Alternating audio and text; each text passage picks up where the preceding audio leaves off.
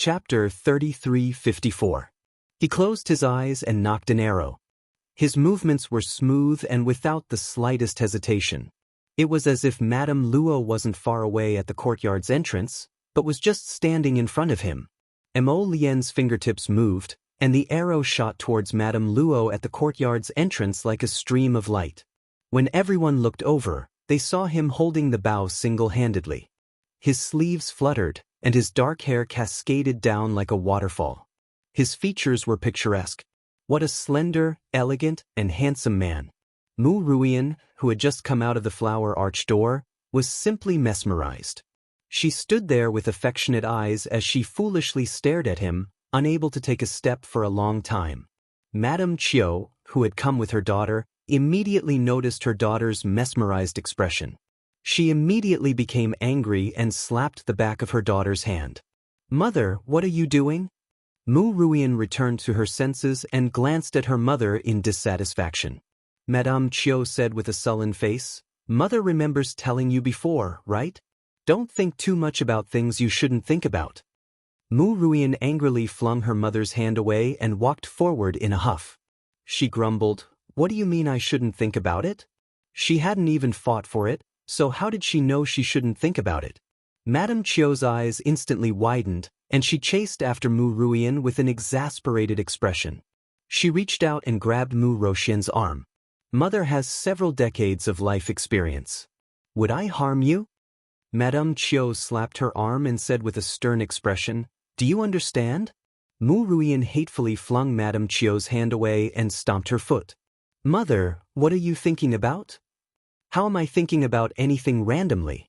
Mu Ruian flung her arm in dissatisfaction, feeling wronged with reddened eyes. "Forget it, you wouldn't believe me even if I told you."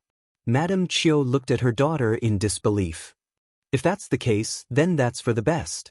Mother is just reminding you." Reminding. Mu Ruian forcefully suppressed the resentment on her face. Her fingers retracted slightly as she tightly clenched her fists. Why would she need her mother to remind her? She had been very clear-headed from beginning to end. If she didn't fight for it, how would she know that she couldn't do it? At this moment, in front of the target stand at the end of the court, there were already many servants cheering, "Your Highness hit the target." "His Highness the Crown Prince hit him." His Highness the Crown Prince raised his hand and shot an arrow. Without the slightest hesitation, the arrow instantly hit its target. Everyone saw it clearly. At this time, someone was holding the green little apple and hurriedly ran over.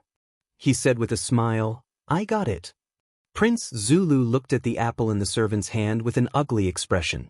He opened his mouth, but no words came out. The arrow was clearly a very ordinary arrowhead, but it really pierced through the butterfly's wings and nailed the poor little butterfly to the apple. Xiao Mu pursed her small lips and pulled out the arrowhead from the small apple. She then pinched a bit of medicinal powder before gently fiddling with that small butterfly. The butterfly suddenly moved and flapped its wings. It immediately jumped up from her palm and flew away in a daze. Still alive. The butterfly is still alive. Everyone couldn't help but cry out in surprise. In other words, His Highness' arrow didn't kill the butterfly at all. At most, it just knocked the little butterfly unconscious. It was truly a marvelous skill, superb beyond compare. Chapter 3355. On the other side, Madame Luo was already foaming at the mouth from fright. She leaned against the target and fainted. She had truly fainted from fright. There was no other reason than the fact that the Crown Prince's sword whistled through the air. Its power was truly astonishing. In that instant, Madame Luo felt as if her head was about to be pierced through and shot to death. How could she not be scared out of her wits and pass out? Did you see that? Mo Lien tossed the bow in her hand indifferently and glanced coolly at the dumbstruck Prince Zulu. "Who says it's impossible?" "That's because you can't." Prince Zulu's tanned face instantly flushed red. This was the first time in his life that he, Prince Zulu, was mocked for not being able to do it. This was intolerable. Zulu's eyes widened as he glared at Prince That's because I was injured. You weren't injured, so of course you're stronger than me." Emolienne glanced at him and curled her lips in disdain. Even if you're fine, even if you grow 8 arms and 16 legs, you're still not qualified to be my opponent. He said coldly, then raised a hand. No need to stall for time. Your people were taken care of before they could even break in. You have nothing to look forward to. What are you waiting for? Do as the Crown Princess says. Several Purple Forest guards strode forward and dragged Prince Zulu out of the courtyard like a dead pig. The tribesmen of the barbarian tribe were all scared out of their wits. They hurriedly knelt on the ground and put their palms together to kowtow. Please forgive us. We didn't know it was the Crown Prince Consort. Don't the Chinese have an old saying? Ignorance is blameless. The barbarian tribesmen repeatedly kowtowed, their faces pale as they cried, Please forgive our prince. Xiao Mu gazed at them coldly. They seemed to be very pitiful. But pitiful people must have something to hate, Arbor said coldly. Emolienne sneered. Oh? Do you really not know the identity of the Crown Princess? The faces of the barbarian tribesmen instantly turned as white as paper. They looked at each other and pursed their lips, unable to say anything. This prince must have abducted many women. If she was not present today, who knew if they would have abducted the 5th young lady and left? Of course, this was the Mu family. These people might not have the guts, but with this barbaric prince's style, he might come to give gifts and recruit concubines to disgust them. Prince Zulu was dragged out. As for what would happen to him, Arbor didn't care at all. Emolienne walked to her side and held her little hand. He lowered his head to look at his wife's expression. Not bad. He didn't seem to be angry. He raised his hand and patted her little head.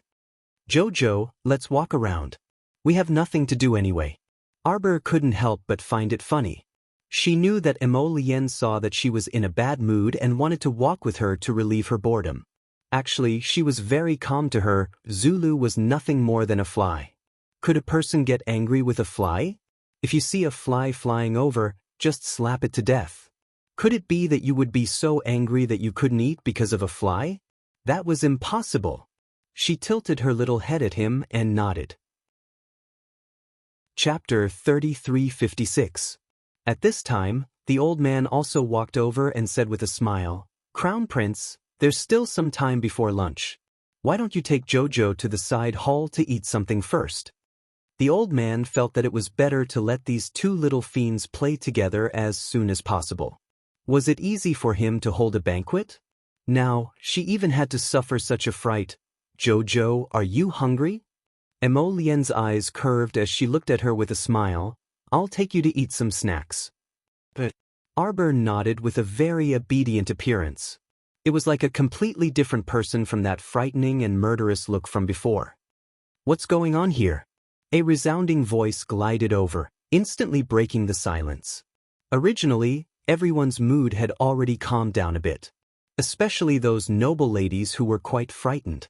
Although seeing His Highness the Crown Prince being so obedient to the young Crown Princess made them feel a bit uncomfortable, they didn't dare to blindly be jealous. After all, the young Crown Princess was an extremely dangerous person, and they were already very clear just now. The main key was to not provoke such a frightening person. Secondly, they had to befriend her. Even if this fellow could make people feel disgusted with just a few words, they still had to brace themselves and befriend her. Just as the ladies summed up their experience and decided to go and get to know the young Crown Princess from afar, this cold shout made their hearts hang in their throats. Fuck, can't you just take a leisurely stroll around and laugh? Their hearts were about to fall apart when they heard her loud and quiet voice. The person who shouted angrily was none other than Madame Ma, who had left her eldest daughter-in-law here to lure the young Crown Princess into the trap while she herself hid far away. This madam was used to hiding behind the scenes and instigating others to take action. Previously, she instigated Chen Baojia's mother to go to New South Garden to provoke the Crown Princess. In the end, Madame Chen returned in defeat, going for wool and coming home shorn. This Madame Ma hid in the shadows and watched in horror. She had been scheming at home several times until today, when she finally instigated Prince Zulu of the barbarian tribe to provoke the Mu family again. Unfortunately, he failed on the verge of success. No, It should be said that the idiot Pod Lu was killed by the little crown princess before he could even make a move. How could this be? Madame Zhongli was puzzled. This little crown princess wasn't some kind of immortal. She wouldn't be able to see through the other party's strategy. She had only just stuck out her butt. Could it be that she knew what they wanted to do? Their original plan was for Prince Zulu to provoke the Mu family and then, inadvertently, have intimate contact with the little crown princess. Right after that, they would wantonly announce that the crown prince consort and Prince Zulu were in an ambiguous relationship. After that, there would naturally be a series of actions to prove that this ambiguous relationship was absolutely true and effective. They were determined to sabotage the young crown prince consort and His Highness the crown prince's marriage. As long as she ruined the marriage and made her lose her crown princess identity, there would be a series of good shows waiting for her in the future. Did the crown princess think that this matter was over? It wasn't over. Pod Lu was just the beginning. She caused the death of her daughter. Madame Ma was determined to make her die a horrible death. But all of this plan inexplicably, before it could even be implemented, it died prematurely at the speed of light. Pod Lu didn't even touch a single strand of the little crown princess hair, let alone touch anything. Chapter 3357. In fact, Madame Ma had already discussed with Konglu before. Her conditions were very tempting, and Madame Ma had repeatedly praised the crown princess's beauty in front of Konglu. Konglu was completely moved and agreed to cooperate with her plan. This had taken her a lot of effort. Everything had been so perfect, but why did it fail? Madame Ma was puzzled. At this moment, she clenched her fists and tried to suppress her anger. She walked in front of the crown prince and the crown princess and bowed respectfully. Madame Ma said faintly in a strangely calm voice, "How did this subject's daughter-in-law offend your highness and the crown princess? She was tied to that target frame and suffered such pain?" These two people didn't care about the general's residence at all. A trace of anger appeared in Madame Ma's eyes. Even His Majesty had always been polite to the general's residence, but the crown prince and his wife treated them like this. Arbor looked at her coldly. "Madame Zhongli, you're not hiding anymore?" Madame Ma paused and then said, "This subject doesn't understand what the crown princess means." Arbor raised his hand and tugged at Emolien's sleeve with an expression that said, "I can't be bothered to talk to this person." Emolien was a bit amused. She looked down at her, then looked up at Madame Ma and said with a half-smile, "You don't think that we don't know what you and Konglu are up to, do you?" Madame Ma froze and felt a thin layer of cold sweat on her back. But she quickly calmed down. She didn't show it on her face, but she sneered silently in her heart. "This madam isn't some 16-year-old little girl. How could I be tricked by a brat like you so casually? Your Highness the Crown Prince is joking." Madame Ma bowed graciously and said with a smile, "What could this subject and Prince Konglu be up to? Hasn't Konglu been staying at your Zhongli residence these days?" The Crown Prince said faintly. Madame Ma was not flustered at all. The imperial city was only so big. Prince Zulu's visit to the general's residence was very open and aboveboard. It was a meeting between friends. The general's residence was upright and not afraid of others talking about it. Besides, ever since Zulu entered Dragonflame City, he had not only visited the general's mansion. He had also visited many well-known families in the city. If His Highness the Crown Prince wanted to convict the general's estate based on this point, he might not be too inexperienced. "Hades Ba," the Crown Prince called out. A ghostly figure appeared out of thin air and threw something at Madame Ma's feet without any explanation. Madame Ma was shocked. She lowered her head to take a closer look and almost screamed out loud. Her expression changed greatly and she took a few steps back. It was the round head of Prince Zulu, and a bloody confession. "Zulu has confessed everything. What else do you have to say?" Mrs. Ma took a few steps back. She looked up with a pale face and stared at the man in front of her in disbelief. Such a crude and violent method did not leave any room for rebuttal. He directly used iron-blooded factual evidence to slap in front of you. "It's written clearly in the confession," Emolien said faintly. "Your plan is clear at a glance. What else is there to say?" "Madame Zhongli." "Go and invite General Zhongli over," Emolien said calmly. Chapter 3358. This Madame Zhongli was truly laughable. Did she think everyone else was a fool? When Madame Chen came to New South Garden to provoke them, Mo Lien had already sent people to investigate. She had long known that Madame Chen was a bird that stuck her head out and was instigated by Madame Zhongli, who was hiding behind the scenes. From that day onwards, Mo Lien had secretly mobilized the Yu court guards to sneak into the general's estate and keep an eye on this madam. Her every move, every little trick, all fell into the eyes of the young couple. Did they still think that their plan was flawless and flawless? She was simply a fool. Today, when Madame Luo came to provoke them, Arbor knew what she was going to do next. Thus, she repeatedly looked at Madame Luo with a meaningful gaze thus. When Pod Lu said that he did not know the crown princess, it was all an act. How could he not know her? In order for the plan to succeed, Madame Zhongli must have described her appearance to Pod Lu. Take her away, Mo Lien said coldly. Grandfather's birthday banquet still had to continue. As for their private matters, they could invite the general to the Mu estate and slowly discuss it. The general did not refuse. After knowing that something had happened to his wife, he hurriedly brought people to the side hall. At this time, Madame Ma's hair was drooping, and she was lying on the ground in a sorry state. Madame Luo, who was also in a sorry state, was lying on the ground beside her. Her entire body was drenched in cold water, and she was shivering as she leaned on Madame Ma. Her eyes shrunk as she looked at Arbor and Crown Prince Lien in fear. This couple was simply the devil. They did not waste time talking nonsense with you. They immediately ordered people to bring a few buckets of ice water and drenched the mother-in-law and daughter-in-law. They were so sorry that they wanted to scream. However, they did not dare. The atmosphere in the side hall was frighteningly oppressive.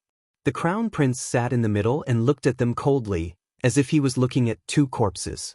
When General Zhongli brought his eldest son, Zhongli Ping, over, he saw his wife shivering like a drowned rat. When Madame Ma and Madame Luo saw them, it was as if they saw their savior. They could not help but cry. "Master, master!" Ma Shi crawled over, but before she reached the general's feet, she was glared at by him. Mo Lien ordered someone to throw the confession letter in front of General Zhongli and said calmly, "General, how do you think this matter should be dealt with?" General Zhongli's hands trembled slightly. He took the blood letter and glanced at it. As if struck by lightning, he turned around and glared at Mrs. Ma. He hurriedly lifted his robe and knelt on the ground. "Your Highness, Crown Princess, please forgive me." His son, Zhong Liping, also hurriedly knelt down and lowered his head, looking very loyal and honest. The great general has made a lot of friends recently. Mo Lien looked at him with a faint smile. She sized him up and said, "You have Prime Minister Chen in the imperial court, and you have many Jianghu friends outside the imperial court. Now, even Prince Zulu of the barbarian tribe is your honored guest, willing to work for your wife." This crown prince didn't know that the great general was so powerful. Isn't it a little too arrogant? Great general? Cold sweat rolled down General Zhongli's head. His head was lowered and he barely managed to spit out a few words through his trembling teeth. This old subject deserves to die 10,000 times. This emperor received a secret letter. Crown Prince Mo looked at Great General Zhongli with a grin and said, "He said that Great General is in a vacant residence in a garden on the outskirts of the city." Chapter 3359. This Crown Prince's voice was unhurried, making it hard for people to grasp his thoughts. Even General Zhongli, who had been on the battlefield for a long time and was used to seeing big scenes, couldn't help but have his emotions rise and fall with him. Mo Lien chuckled softly and continued, "I heard that General Zhongli has a dozen or so Jianghu friends who are above the godly state in that residence." General Zhongli's heart thumped. Mo Lien smiled and glanced at him. It is said that they usually make quite a big commotion. This prince heard that a few of them are great bandits who have been wanted by the imperial court. They have killed more than a dozen people in other people's families, stolen people's secret treasures, and snatched people's wives and daughters. It happens from time to time, and I don't know if it is true or false. This official is terrified. General Zhongli's head was covered in sweat, and a thin layer of cold sweat appeared on his back. What courtyard in the outskirts of the city? Those were some godly state experts that he had hidden in an empty temple in the forest in the outskirts of the city. There were as many as 30 people. The crown prince actually knew everything? This couldn't be a trick, right? General Zhongli was so suspicious that he didn't even dare to raise his head. He knelt there and thought about all sorts of things, so much that his heart was about to explode. Yuba. The ghostly figure appeared in front of General Zhongli again and threw a few large gunny sacks on the ground. A pile of round and bulging heads rolled out from the inside. They looked ferocious and terrifying, and each of them looked like they had died with their eyes open. Madame Luo and Madame Ma hugged their heads and screamed. They were so scared that their hearts were about to burst. Devil! This crown prince in front of them must be the reincarnation of a devil, the reincarnation of a ghost. Zhongli Ping, who was kneeling behind General Zhongli, was also trembling all over. From head to toe, every pore felt a layer of terrifying coldness. Xiao Mu expressionlessly looked at this family of four, and her small nose inadvertently wrinkled as she knitted her brows. Prince Imo looked at her as if he had sensed something. He raised his hand and held her small hand. His gaze was cold. "Why aren't you packing up? It stinks to his Jojo." He touched his wife and raised his hand to fan her face. A faint medicinal fragrance wafted from his palm and immediately covered the stench of blood in the hall. General Zhongli was now fully aware that the crown prince must know everything. Although this crown prince had just returned to the imperial court, he was very resourceful. He was even able to find out about the fugitives he had placed in the rundown temple outside the city. This person was too terrifying. "Great General," Prince Imo looked at him with a smile and said calmly, "What do you think we should do? This old subject deserves 10,000 deaths. This old subject deserves 10,000 deaths. This old subject deserves 10,000 deaths. This old subject deserves 10,000 deaths. This old subject deserves 10,000 deaths. This old subject deserves 10,000 deaths. This old subject deserves 10,000 deaths. This old subject deserves 10,000 deaths. This old subject deserves 10,000 deaths. This old subject deserves 10,000 deaths. This old subject deserves 10,000 deaths. This old subject deserves 10,000 deaths. This old subject deserves 10,000 deaths. This old subject deserves 10,000 deaths. This old subject deserves 10,000 deaths. This old subject deserves 10,000 deaths. This old subject deserves 10,000 deaths.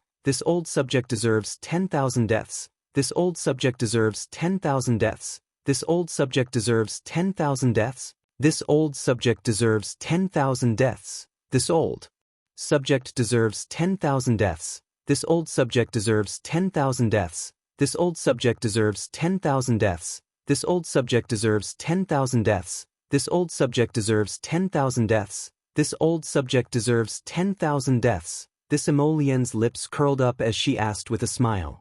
"You want me to submit a memorial to His Majesty to sentence you with the crime of having your entire family exterminated? Or will you obediently hand over the commander's seal and retire to your hometown?" "I know what to do." Emolien held his wife's hand.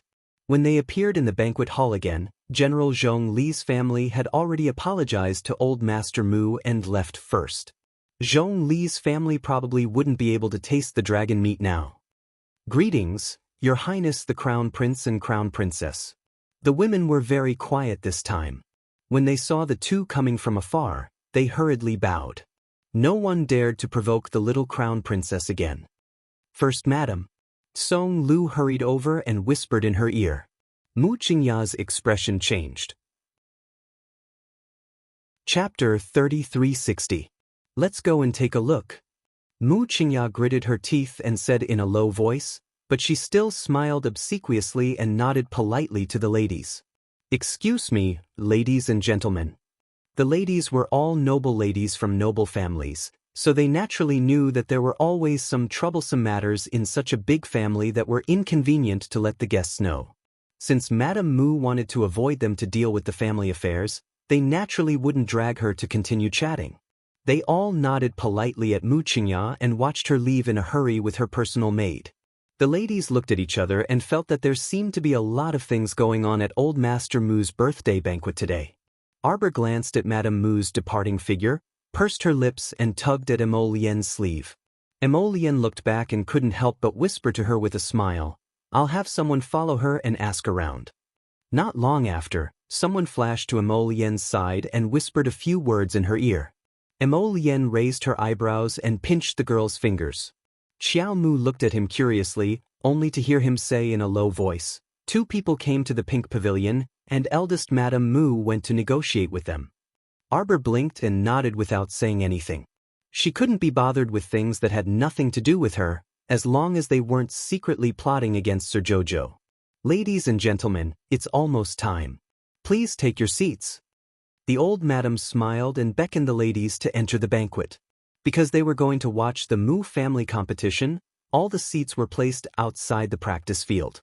Although the male and female guests were seated separately, there was only a carved screen between them, so they were quite close to each other. Old Master Mu and the Crown Prince were naturally invited to sit at the main table. Arbor sat down with the old madam. The second madam, Madame Chiu, sat with her daughter, Mu Ruian, on the other side of the old madam with a smile. After the fifth madam, Madame Hua, and the fourth madam, Mu Rochin, Mu Dongni, and the others took their seats, there were 2 empty seats for Madame Mu and eldest Miss Mu Rochuan. The rest of the concubines' daughters and the concubines' mothers of the other branches were arranged to sit at separate tables. The Mu family's side branches were arranged to be further away. After everyone took their seats, Grandpa Mu stood up with a smile. As usual, he gave a speech first. However, he had only spoken a few words when everyone was congratulating him with laughter. Suddenly, he was interrupted by a voice. "Old Master, this Li from the Pink House came uninvited. Please excuse me." The person who walked in from outside the main courtyard was a thin middle-aged man wearing a long robe with green stripes. His face was somewhat gloomy. Beside him was a man with a scar on his face. At this moment, his arms were crossed, and his slanted eyebrows were slanted. His gaze swept across everyone. "Manager Li, don't go too far." Mu Qingya followed him in with a livid expression, followed by Tsong Lu. She had rushed out just now to negotiate with this middle-aged man. However, the opponent was slippery like a loach. She couldn't get rid of him no matter what she did. In a moment of carelessness, she even let him barge into the main courtyard and ruin the old master's festive atmosphere. Mu Jingfeng, who was sitting next to Prince Imo, stood up with a thud. His cold eyes stared fixedly at the 2 men who barged in, and he questioned sternly, "Who are you? Why are you barging in?" Everyone could not help but look at each other in dismay.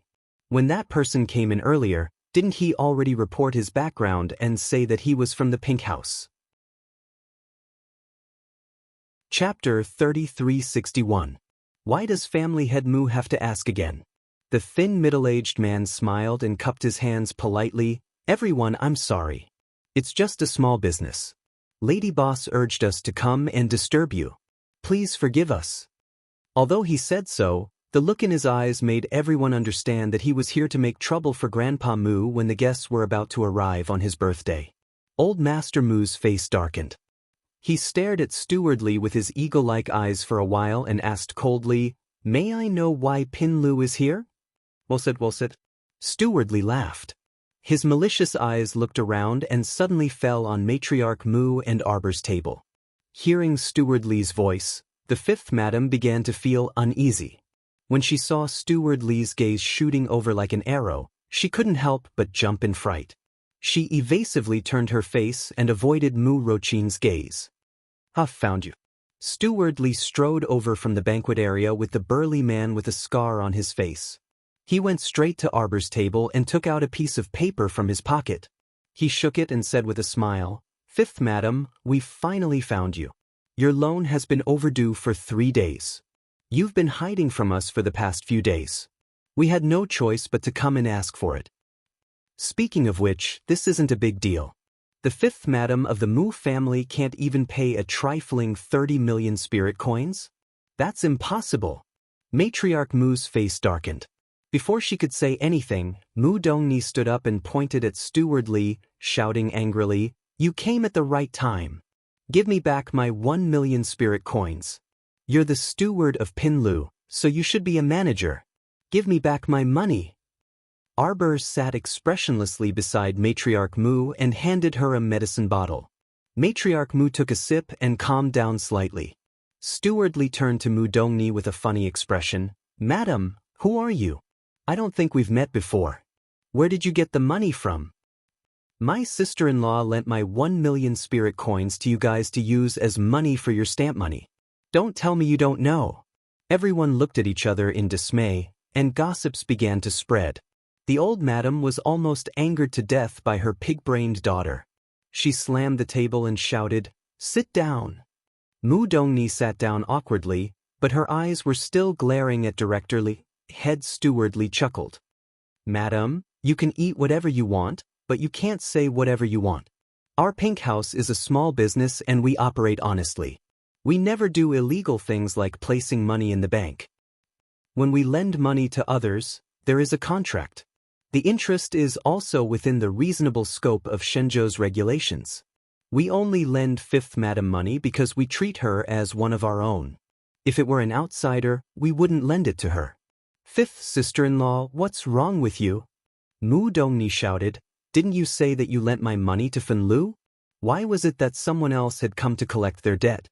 What on earth did you do with my 1 million yuan? Don't tell me you're really keeping a gigolo?" Madame Mu's face turned red. "Don't talk nonsense." Mu Jingyang rushed over and roared, "What else are you hiding from me?" Chapter 3362. After returning home that day, Mu Jingyang taught this woman a lesson. Thinking that today was the old master's birthday banquet, he gave Madame Hua some face and did not slap her face at this moment. He was extremely regretful. If he had known this would happen, he would have smashed her face and made her stay in the house. That way, she would not have embarrassed the family in front of so many people and made him lose so much face. "Fifth sister-in-law, are you still not telling the truth?" Mu Dongni scolded. "Where did you take my 1 million yuan?" Madame Hua covered her face and sobbed, looking somewhat pitiful. Mu Dongni angrily pounded the table and pursed her lips, whispering, "What are you crying for? Can crying help? Hurry up and explain everything clearly. Why did the steward of the pink house say that you owe someone money? How much do you owe?" Madame Hua stammered as she explained the matter.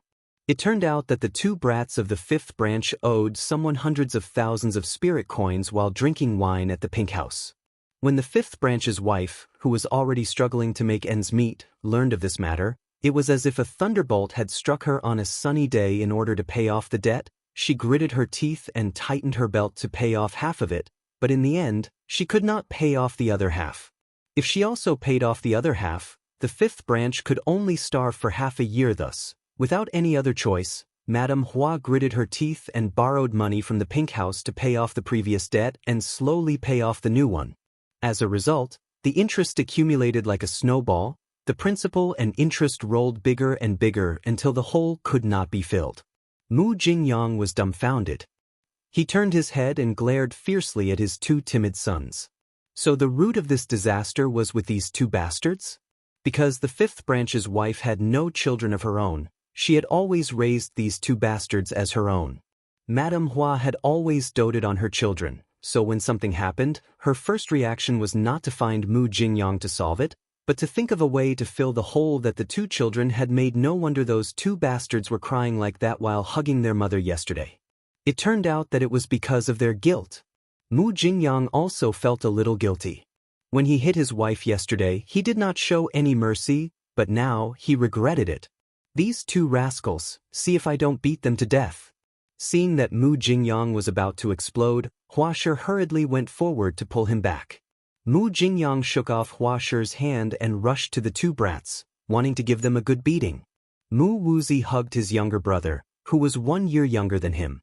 The two of them tried to hide under the table. Old Master Mu was speechless as he watched the farce. He couldn't help but yell, "Stop it!" At this moment, Madame Hua hurriedly stepped forward and grabbed Mu Jingyang's hand. She whispered, "Husband, don't hit the child here." Steward Li of the pink house laughed twice and said with a smile, "That's right, that's right. Fifth Lord, if you want to teach the child a lesson, you can do it when you go back. But for now, let's settle the debt first, lest we make things difficult for the little ones." Arbor looked at Huasher as if he was looking at a weirdo. Could it be that the money for the horse that day was borrowed from this pink house? Huasher nodded with a sullen face.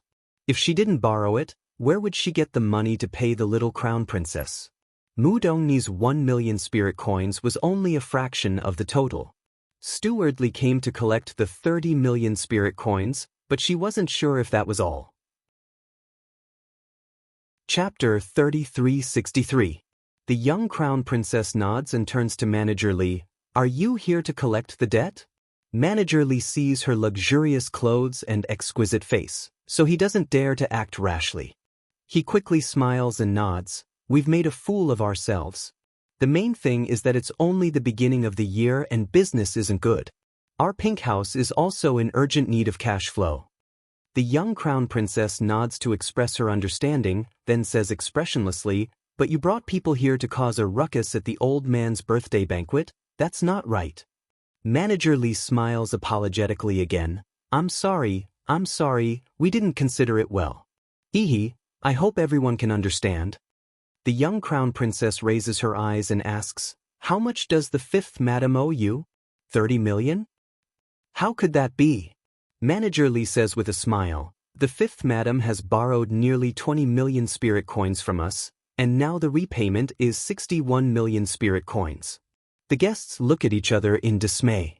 From time to time, there are whispers from below, saying that the pink house's interest rate is a bit too high. This interest rate isn't high. Manager Li says again, we only lent it to the fifth madam because she's one of us. Otherwise, if it was someone we're not familiar with, we wouldn't have lent it to her. Arbor smirks. This isn't high. Business is so good. How long has she borrowed it? It's been at least half a year. In half a year, 20 million has become 60 million. Arbor looks at Manager Li playfully. You really know how to do business. Manager Li smiles apologetically and says that he doesn't dare. His eyes secretly size up Arbor's face, estimating this girl's identity in his heart. Behind him, Scarface becomes impatient and roars, why are you asking so much? Are you going to pay the debt? Damn Scarface, how can you be so rude to this girl? Manager Li's reprimand doesn't have much sincerity. Everyone at the banquet inexplicably tightens their bodies and turns their eyes to Scarface, looking at him as if he's a corpse. Scarface is baffled by everyone's looks. He doesn't understand why these people are looking at him with such strange eyes. He lowered his head and looked at himself. He didn't see anything eye-catching about him. Then he raised his head and said, did you hear what our Master Li said? Stop talking nonsense. Take out the money and we'll leave immediately. Grandpa Mu was so angry that his face turned ashen. He glared at his son, Mu Jingyang, who lowered his head in shame. It was his fault for not properly disciplining his two sons. He even sent people to chase after the debt and slapped him in the face in front of all the guests. It was really humiliating. Today is the Mu family's banquet. Forgive us for not receiving unimportant people, Mu Jingfeng coldly said. If there's anything, you can talk about it tomorrow. Scarface's face was full of anger. It's only right and proper to pay back what you owe. Previously, the crown princess even went around the capital to collect debts. At that time, I didn't see you aristocratic families making excuses and refusing to pay. Don't you dare refuse to pay us back just because we, the Pink House, are of low status and insufficient background. Everyone was dumbfounded and looked at Scarface as if they were looking at a sausage. Does this guy know that the person standing in front of him is the crown princess he's talking about? Could it be that this guy still thinks that he's following the little crown princess blindly? Arbor frowned and unhurriedly said, where are the crown princess personal guards? Everyone's lips twitched fiercely. Mo Lien stood up. She wanted to laugh but held it in. Chapter 3364. 7 or 8 purple forest guards darted out from behind. Without waiting for the little crown princess's order, they pounced on them and caught Steward Li and Scarface in a few moves. Both of them were forced to kneel on the ground with their arms tied behind their backs. Everyone wanted to laugh, but they didn't dare to laugh out loud. Was there something wrong with that scarred face's brain? He actually dared to act so arrogantly in front of the young crown prince consort. He even said that he was learning from the little crown princess and going to the Mu family to collect debts. He even freaking felt that it was only right for her to do so. How could they be the same? It was only right for the little crown princess to collect debts, but it didn't mean that these two could also come to the Mu family to slap their faces. Arbor looked expressionlessly at the two kneeling on the ground and said coldly, "Tell your master to come and talk in person." Now scram. "Hey, how could you do this?" Scarface stiffened his neck and wanted to yell, but Stewardly hurriedly struggled over and flicked his head on Scarface's head. Was this idiot deaf or something? Didn't he hear the little girl in front of him call herself the Crown Princess? This was the little Crown Princess with the stoic face that was widely rumored in Dragonflame City recently. No wonder he felt a little flustered just now. It was because he was facing this stoic face. Stewardly turned around and smiled apologetically at Arbor, revealing a few yellow front teeth. "Crown Princess, please forgive us. Crown Princess, please forgive us. We didn't mean to disturb you." What the hell? Didn't they say that the Crown Princess and the Mu family had a strained relationship? Why would the Crown Princess come to Old Master Mu's birthday banquet in person? How was this a strained relationship? We'll leave now. Stewardly grabbed Scarface and turned around, wanting to slip away. Unexpectedly, the young Crown Prince Consort said coldly from behind them, "Hold on. You want to leave just like that?" Stewardly was baffled, and his heart skipped a beat. He hurriedly turned around and smiled awkwardly. "Crown Princess, do you have any other orders? You two suddenly barged in and disrupted my eating mood." Arbor glanced at them coldly. "Compensation." All the family heads present, whether it was the Mu family head, the Long family head, or the Gu family head, could not help but feel their eyelids twitch slightly. Because the word compensation was too fucking frightening. They hadn't forgotten that the young Crown Prince Consort had formed a debt collection team a while ago.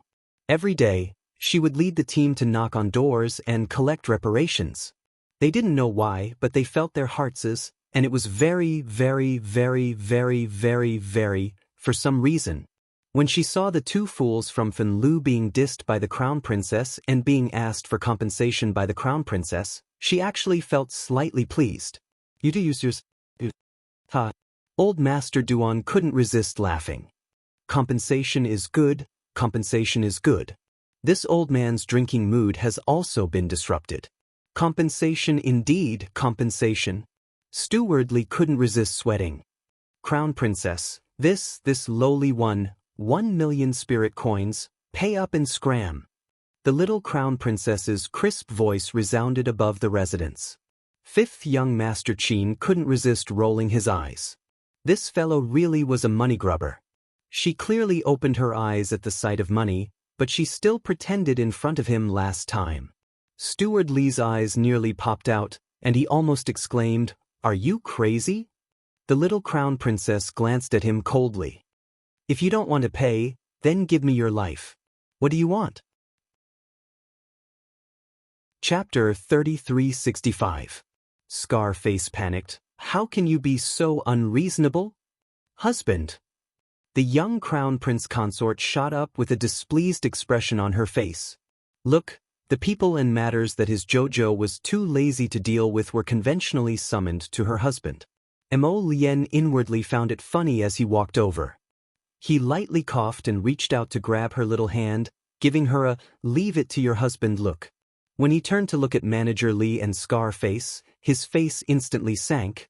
This Crown Prince has never needed to reason with anyone. "Everyone, take them away." Don't. Manager Lee jumped in fright and hurriedly said, we'll pay. "But we don't have that many spirit coins on us right now." The little Crown Princess waved her hand and Kai Xiu held back her laughter as she hurriedly handed her Crown Princess a pen and paper. "Right." Arbor impatiently waved his hand. "A debt of 1,000,000 spirit coins, 5% interest for 2 hours. The little Crown Princess coldly said, "Write it clearly." "What? 5% interest for 2 hours? 2 hours? Can you be any more fucking deceitful?" Seeing Manager Lee standing there with a green face and not moving for a long time, The little crown princess unhappily pulled Emo Lien's sleeve. "Take them away." Emo Lien was even more impatient and couldn't be bothered to argue with the two in front of him. Coming to disturb his JoJo's meal, they deserved to die. It looked like they were really going to be dragged away and beaten to death. Manager Lee didn't dare to hesitate and quickly signed the IOU, even paying the money. The young crown prince consort took it and looked around before saying with a nod, "Scram." Manager Lee and Scarface were given the cold shoulder and didn't dare to continue staying here. They shrunk their necks and ran away with their tails between their legs. Arbor indifferently glanced at the purple forest guard behind him. "Go guard outside. I don't want to see anyone from Pink House for 5 days." Everyone was dumbfounded. No, it wasn't? What did the crown princess mean? Was he going to collect the debt from the pink brothel after compounding the interest of this 1 million yuan? Yes, that's what it meant. After all, the crown princess gave him a 5% profit for every 2 hours. 50 days and 60 hours. That would be pushing Fen Lu to the brink of death. Blood pit. Everyone looked at the little crown princess in shock. Then, they silently picked up the bowls in front of them and pretended that they were eating happily. Grandpa Mu coughs and repeats his opening speech. Then he asks everyone to pick up their chopsticks. As the sound of cups and plates rang out, the originally deathly silent atmosphere began to slowly recover as if spring had returned to the earth. Madame Hua of the 5th branch hung her head like a defeated rooster. She ate absent-mindedly. After toasting for a while, the atmosphere finally became lively again. Gradually, people began to joke and chat with each other. The MC hosting the banquet trembled in fear for a while. Now, he finally regained some of his smile and remembered that he was about to start the process. Thus, he said, the descendants will come forward to present their gifts. This was basically the same process every year. It was also the time for the branches to display their strength and wealth. But this time, the crown prince and his wife were present. Naturally, according to etiquette, the crown prince and his wife were the first to present their gifts. The two stood up from their seats and walked to a corner. They bowed to Grandpa Mu and said, "I wish Grandpa Mu happiness and longevity." The little crown princess casually took out an exquisite palm-sized box from her inner world and handed it over. What kind of gift can such a small box contain? Mu Ro-yen muttered and pursed her lips. Chapter 3366. However, she didn't dare to say it out loud and only mumbled it in her throat. The others naturally craned their necks to look curiously. They all wanted to see what was inside the small box that the crown princess presented. The noble ladies, who had experienced several calamities in succession, were all very well behaved at this moment. None of them dared to make a sound or make up stories, but there was a hint of curiosity in their eyes. What kind of rare treasure could such a small box contain? Old Master Mu chuckled as he reached out to take the small box.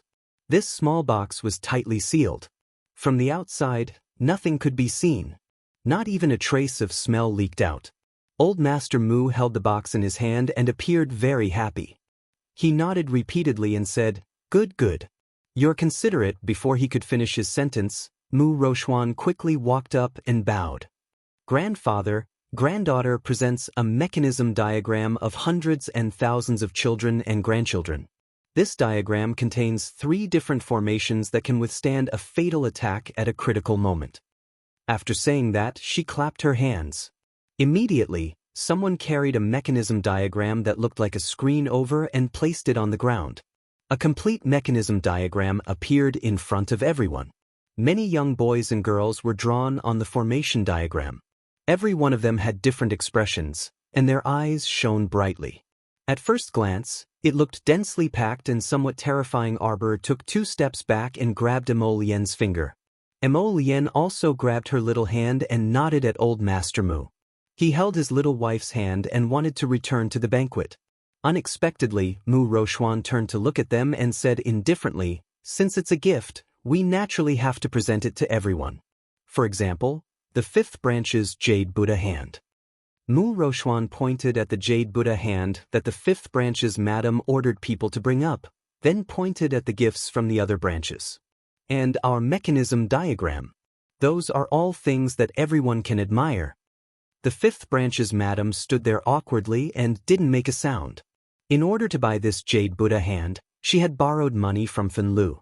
It really wasn't worth praising. Arbor frowned and looked up at Mu Rochuan. Mu Xingchen had already stepped forward and glanced at Mu Rochuan with an unperturbed expression. Rochuan, step back. Mu Rochuan stood in front of the guests with a cold expression and did not retreat. She said with an indifferent expression, "How can people appreciate something in a box?" Mu Jingshua, who was ordering people to carry a box that was as tall as a person forward, let out a few muffled coughs. He swept a glance at Mu Rochuan and snapped, "You're meddling too much. Why do you care what other people give you? You can leave after you're done. My gift is also in the box. Who made the rule that gifts must be opened in public?" But Mu Rochuan curled her lips coldly. "You don't dare to open it in a box?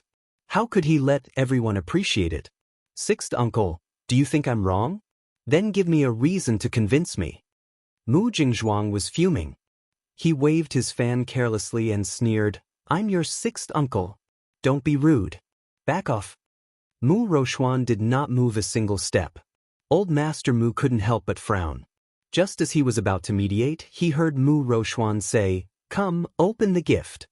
This time, Mu Jingzhuang jumped up. He watched as 2 or 3 servants ran up to him and began to open his big box. He angrily pointed his folding fan at Mu Rochuan and angrily said, "You..." Chapter 3367. Was there something wrong with Mu Rochuan? In the past, she was well-educated, well-mannered, gentle, and elegant. She looked like a well-bred young miss from a wealthy family and looked pretty good in every way. But looking at her today, she simply looked repulsive and crazy. Why did she open his box for no reason? What did this have to do with her? Mu Jingzhuang's face was ashen. He wanted to chase those servants away but was unexpectedly stopped by Mu Rochuan. "Sixth uncle, don't be anxious. It'll be quick," Mu Rochuan said mildly. Mu Jingzhuang was simply furious. Who said it would be quick? He didn't want anyone to touch his gift box at all right? The more he looked at her, the more she looked like someone with something wrong with her head. Mu Jingzhuang forcefully pushed Mu Rochuan away and said angrily, "Get out of my way. Don't block the way." Mu Rochuan looked at him coldly and blocked his path from beginning to end. Meanwhile, those nimble servants had already opened Mu Jingzhuang's big box. Everyone thought they would see some peerless treasure, but in the end it was still a box. Mu Jingzhuang's expression became slightly unnatural, but the others didn't notice. They only felt that this sixth Master Mu was really considerate. The packaging was so good, and he actually made a double-layered box. Everyone's originally craned necks moved slightly, and they all sat up properly. Those servants who were opening the gift box were also stunned, and they immediately turned to look in eldest Mrs. direction. Mu Rochuan nodded at them again, and the servants nimbly started to open the box again. Mu Rochuan, don't go overboard. Mu Jingzhuang looked at her angrily, and he couldn't help but feel anxious inwardly. In the past, when the old master received gifts, he would directly order people to lock them up in the storeroom. Who would have thought that this would happen today? Those disciples from the branch families also looked at each other with slightly flustered expressions, inwardly blaming Mu Rochuan, this willful eldest miss, for being meddlesome. Why did she choose to open the gift box in front of all the guests? Although everyone would do their best to prepare gifts for the old master's birthday every year to please him, the branch families weren't strong enough. Naturally, they weren't as wealthy as the direct descendants. Everyone was well aware of these matters. As long as the intention was there, it was done. In the past, most of the gifts were kept in boxes, and there was never any mention of opening the boxes in public. This made most of the disciples of the cadet branches, who were short on money and wanted to put on a front, think of a good idea. He spent a small sum of money to buy a box that looked very exquisite. As for the gift, he didn't care. After all, the old man didn't lack anything. She would decorate the store nicely and store everything in the storeroom. The old man probably wouldn't even bother to open the boxes. This had been a tradition for many years, and it had never failed. Moreover, the old man's birthday banquet was held once a year. If they had to spend a lot of money to prepare gifts every time, then they would become poorer year by year. Unable to maintain his composure, Mu Jingzhuang bellowed, "Get out of my way, Mu Rochuan." He now had the urge to beat Mu Rochuan to death. This woman was such a busybody. The old master didn't even say that he wanted to open the present in front of them, yet she was the only one who kept making a fuss. She made everyone break out in a cold sweat. Was she happy? Was she happy? Mu Jingzhuang wanted to give this woman a slap to wake her up. Just now, the fifth branch made a fool of themselves. Now it was his turn. Could it be that she would look good if the Mu family made a fool of themselves? Mu Jingzhuang's expression instantly darkened. He tugged at Mu Rochuan twice, but unfortunately he didn't manage to pull her away. Chapter 3368. At this moment, the servants who were opening the boxes let out astonished gasps. It was indeed a gasp. After opening the second box, they discovered that there was another box inside. This time, everyone's gazes towards Mu Jingzhuang became somewhat ruminative. Mu Jingzhuang himself was so embarrassed that he wanted to escape immediately. Actually, he had spent 100 spirit coins to buy that big box outside. He did not expect that his niece would catch him red-handed the first time he did this business. Old Master Mu sat on the main seat. Although he did not say anything, the corners of his mouth twitched harshly twice. Mu Jingfeng coughed uncomfortably and said, "Father, I think it's getting late. We can start the family competition now." Right. Family competition? Let's start the family competition. Mu Jingzhuang hastily agreed, truly wanting Mu Rochuan to stop. Mu Rochuan, however, was unrelenting. She raised her hand and said to the group of servants who had been arranged beforehand, "Why aren't you taking out sixth master's things? Useless things, you're taking so long to open a gift box. And those, take them all out." As Mu Rochuan's fingertips swiped across, the expressions of the disciples from the side branches became incomparably fascinating. Naturally, all of the guests were whispering to each other in hushed tones. No one was a fool. At this moment, they finally realized that this eldest miss of the Mu family was deliberately looking for trouble. However, this eldest miss usually appeared to be very sensible. Why would she do something so embarrassing today? It could even be said that it was extremely impolite. Seriously, they had seen a ghost. Today's events were truly endless. Family Head Long also reacted at this moment. He said with a smile, Eldest Miss is truly an honest person. I wonder what gift this sixth master of the Mu family presented to Old Master. A big box inside a small box. This must be the best of the best. Otherwise, why would he need to wrap it up so carefully? Matriarch Mu, she knew her son very well. This fellow was most likely going to make a fool of himself today. Mu Jingzhuang hastily rushed forward and wanted to kick those servants away, but Mu Rochuan reached out to stop him. "Sixth uncle, why are you so nervous? Could it be that you've given Grandpa an unworthy gift? You're Grandpa's son. It's one thing to see those disciples from the side branches fooling around, but you couldn't have learned from them and deliberately made a fake gift to fool Grandpa, right?" Mu Jingzhuang, Old Master Mu, was speechless. He hurriedly said, "It doesn't matter whether they are polite or not. The main purpose of this birthday banquet is to test the cultivation ability of the disciples in the family. In addition, it is to let everyone gather together at the same time to promote the relationship between the clansmen." Old Master Mu spoke with great emotion, and the clansmen all lowered their heads in shame. After a while, Mu Jingzhuang's gift box was finally opened. Everyone counted and found that sixth Master Mu had a total of 16 boxes. Finally, he took out a small black jar. When he opened it, it was actually a handful of black soil. Everyone was speechless. "Big brother, you're fucking cheating me." Old Master Mu's expression could no longer remain calm. He jumped up from the stool with a whoosh and lifted his leg to kick Mu Jingzhuang's butt. This son of a bitch, did he want his father to be buried as soon as possible so that he could rest in peace? It was obvious that the soil was from the backyard of the house. Chapter 3369. Mo Lien was secretly amused. He pulled his wife's hand and dodged to the side. Suddenly, he noticed that the little fellow had lowered her head and her shoulders were trembling slightly. His heart skipped a beat and he quickly bent down to look at her little face. He saw that the little fellow's eyes were curved into crescents as she pursed her lips and snickered. Mo Lien was immediately amused. He raised his hand to pat his wife's head and whispered, "Jojo, it's okay. It's okay to laugh out loud because right now, everyone was laughing." Mu Jingshua swiftly dodged his father's kicks and made a series of escape movements in one go. When old Master Mu looked up again, the son of a bitch had already run into the crowd and was out of reach. "You're too much of a scammer. You just grabbed a handful of soil from your own backyard and gave it to your father without spending a single cent."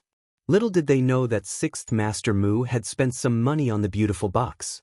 The guests couldn't help but laugh. Seeing old Master Mu's ugly expression, they tried hard to hold back their laughter, but it was so damn difficult. Long Shoshin laughed and said, "6th Master Mu is indeed a man of character. Ha ha ha." At this time, the gifts from the side branches had also been opened. Each gift was weirder and cheaper than the last. Someone actually gave old Master Mu a cheap silver bracelet. They were sure that old Master Mu would throw the gifts into the storage room every year and never count them. Old Master Mu sighed and said, "I used to tell you not to give gifts. In the end, all of you said that I can't do that. How can I not give gifts on my birthday?" Old Master Mu sounded a little helpless. "In the end, you put on a facade every year. You didn't give me gifts to celebrate my birthday, but in fact, it became a competition between all of you. I thought about it. Since that's the case, I might as well treat all of you equally. I won't open the gifts and put them in the storage room first. When you need them after you get married, I'll open the storage room and return them to you." Fortunately, none of the descendants in the family had gotten married in the past 2 years, right? Otherwise, the old man would have fainted on the spot from anger if he had opened the box and found all these crooked pieces of trash. Now, in order to save money and keep up appearances, all of you have learned to work hard on the gift boxes. It must have taken a lot of effort to find all these exquisite and beautiful boxes, right? Maybe you have to pay for it? Grandpa Mu's eyes widened. Everyone was speechless, not knowing what to say. The sour feeling of being exposed in public was really indescribable. It was one thing for her to feel guilty towards her grandfather, but she also hated Mu Rochuan to the core. This Mu family's eldest miss was indeed a good-for-nothing. It's fine if you're otherworldly, but now you're trying to ruin our show. If you can't stand the side branches deceiving the old master, can't you secretly warn them? Why did he have to do this when the house was full of guests? Now that things had turned out like this, everyone's faces had been tarnished. Was this young miss in a good mood? Mu Qingya was a smart girl. She knew that her daughter had offended everyone in the clan with what she did today. How could he not understand the ways of the world? She tightened her grip on the handkerchief in her hand and was about to walk forward when she heard Mu Rochuan say, "There's still a box that hasn't been opened." Everyone's gaze followed her finger and landed on old Master Mu's hand. It was the small brocade box that the crown princess had handed over. Everyone silently glanced at eldest Miss Mu and secretly shook their heads. Chapter 3370. This Missy really couldn't keep her cool. Missy had done so much, but her target was actually the crown princess, right? The people from the side branches were even angrier. So, after all that, they were merely the guiding stones. Her real target was the crown princess. In the end, they, the cannon fodder, had become the Missy's sacrificial lambs. Everyone's gaze toward Mu Rochuan turned unfriendly. Seeing this, Mu Qingya's heart skipped a beat, and she hurriedly walked up to berate her. "Rochuan, stop fooling around. This foolish daughter of his. Could she not tell that everyone in the clan had become very unfriendly towards her? This matter was truly unsightly. As a junior, she was giving orders in front of old Master Mu, insisting that others open the gift box. How could old Master Mu like her when she didn't see the big picture? Mu Qingya was vexed. How did a tactful person like her raise such an unreasonable daughter? Mu Rochuan turned a deaf ear to Mu Qingya's words. She only looked at the box in old Master Mu's hand with a mocking gaze. Grandpa old Master Mu's face darkened. "Open it or not, it's up to me." After fooling around for so long, the atmosphere finally turned good, But at this moment, it was stifling again. Old Master Mu felt very stifled. Was it easy to organize a birthday banquet? But, Grandpa... Mu Rochuan wanted to say more, but Old Master Mu glared at her. Mu Jingfeng berated, "All right, all of you leave. Those who passed the preliminaries yesterday, go prepare for the clan competition." Mu Rochuan clenched her fists and resentfully took a step back, her gaze fixed on Arbor. Arbor casually glanced back at her and suddenly said, "You want to see what I gave Old Master so much?" Mu Rochuan pursed her lips and didn't say anything, looking at him provocatively. Qiao Mu sized her up. "Let's make a bet?" Old Master Mu's eyelids twitched inexplicably. He was about to remind Mu Rochuan, this pitiful granddaughter of his, when he heard her speak. "Bet on what?" "I bet that my gift is the most valuable present. No amount of money could buy it, and it wasn't sold on the black market either. If I win, you have to give me your spatial ring. If you win, you can name any conditions you want." Arbor tilted his head and said indifferently. Mu Rochuan's gaze instantly became incomparably sharp. "All right, Rochuan, don't mess around." Mu Qingya interrupted her daughter and turned to smile at Arbor. She said gently, "Crown Princess, Rochuan doesn't know any better. Don't hold it against her." The items that the Crown Princess sold were naturally peerless and priceless. "I hope that the Crown Princess will not joke with Rochuan." The little Crown Princess stared at Mu Qingya coldly for a long time until Mu Qingya lowered her head. Then she slowly said, "You can't afford to play?" Anger flashed in Mu Rochuan's eyes. Just as she was about to take a step forward to speak, she felt her fingers tighten. Looking down, she saw that her mother was holding her hand tightly. "Humph." The little Crown Princess snorted coldly and her gaze circled Mu Qingya. With this sly woman around, she wouldn't be able to trick her daughter today. "If you can't afford to play, then don't talk nonsense." Arbor turned and walked back to his seat, showing no intention of revealing the item in the brocade box.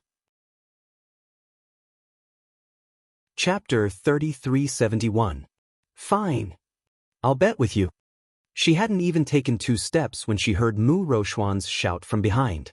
Mu Rochuan retracted her hand and forcefully pushed Mu Qingya away. She used so much force that Mu Qingya almost fell to the ground. Fortunately, Song Lu reacted quickly and supported First Madam. When she raised her head and saw that First Madam's face was slightly pale, she couldn't help but be shocked and angry. "Eldest Miss, how can you treat First Madam like this?" Arbor turned around and his gaze indifferently fell on Mu Rochuan. He raised a finger and lightly shook it. "Don't regret it." Mu Rochuan sneered. "Such a small box, I'm guessing it's a pill."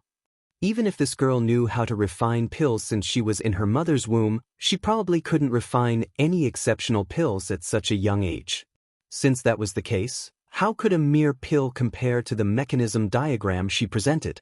"It's a pill." Arbor nodded. "You guessed correctly. Sir, before you open the box, you should set up a defensive barrier first." Qiao Mu reminded faintly. Mu Tsang had no choice but to sigh and glance at Mu Rochuan before flipping his hand to open the small brocade box. In an instant, a beam of light rushed out from the brocade box, followed by a round pill. It seemed to be alive as it jumped out with a whoosh and fled in a panic. A trace of excitement flitted through the old man's eyes. When this pill jumped out, a strange fragrance filled the air and instantly covered the entire banquet area. It was too inconceivable. Fortunately, he listened to his granddaughter's words and laid down a defensive barrier in advance. Otherwise, this pill would have flown away. The old man laughed heartily and stretched out his hand to pinch that pill with 2 fingers. That pill moved slightly in his hand, then immediately stilled and surrendered. "Ha!" The old man's sonorous laughter jolted everyone back to their senses. Family head Qin jumped up, his voice trembling with excitement. He widened his eyes in disbelief. Black vein pill. It's a black-veined longevity pill." The crowd was in an uproar. Even if they had never eaten a black-veined medicinal pill before, they were still people from large aristocratic families. They still had this bit of knowledge. A black vein medicinal pill was a top-grade medicinal pill. Its quality was incomparably excellent, and it was truly rare in this world. It was hard to find even with 10,000 gold. Everyone turned their heads to look at the red-faced Mu Rochuan and couldn't help but sigh in their hearts. The eldest Mrs. Competitive Nature caused her to be completely embarrassed. The clansmen who had been tricked by Mu Rochuan before couldn't help but mock her now. Eldest young Miss Lost? Just because you don't have the foresight, you think that others can't bring out anything good. Wouldn't everything be fine if I had listened to First Madam's advice? At this moment, Family Head Chin had already walked over quickly. Can I have a look? Under everyone's watchful eyes, the old man wasn't afraid that Family Head Chin would rob him. He smiled as he placed the elixir into the brocade box and handed it over to Family Head Chin. Family Head Chin held it in his hand and praised it repeatedly. As expected, it's a supreme-grade medicinal pill, a divine-grade one. Divine-level top-grade longevity pill. His eyes couldn't help but emit a strange light. In recent years, a supreme-grade longevity pill of such excellent quality was truly rare. Today, it had truly opened his eyes. Everyone from the Chin estate swarmed forward. At this moment, they all wished that they could snatch the pill from Family Head Chin's hands. Chapter 3372. Fifth young Master Chin glanced at the little girl in amazement. You concocted this? The little girl threw him a look. It was this tsundere attitude. When he had asked her to treat his illness, he had suffered quite a bit at her hands. This girl was clearly so rich and didn't lack money at all, so why was she so obsessed with money? She wasn't even willing to let go of her own older sister's spatial ring? Impossible, impossible. Mu Rochuan shook her head repeatedly, disbelief written all over her face. She didn't believe it. How could a girl who wasn't much older than her possibly concoct a divine-rank medicinal pill? She was a divine-rank alchemist? Impossible. If she was a divine-rank alchemist, she would have long been famous in the 3 provinces, all right? After all, the birth of such a young divine-rank alchemist would definitely cause a sensation in the world. However, she had never heard of a divine-rank alchemist like her. Never. Liar, she was definitely a liar. You're lying. Mu Rochuan berated angrily. It's impossible for you to concoct a divine-rank medicinal pill. This is definitely a medicinal pill that you bought from a divine-rank alchemist. Arbor coldly swept her a glance. Is there a difference? That's right, was there a difference? Their bet was that the Crown Princess's gift was the best among all the gifts. It was something that couldn't be bought with money and couldn't be bought on the black market, right? Right now, the Crown Princess had already won. What did Mu Rochuan mean by this? She wasn't willing to admit that she had lost the bet? But what was the point of this? With so many people watching, if she wanted to renege on the bet, she would have to be truly shameless.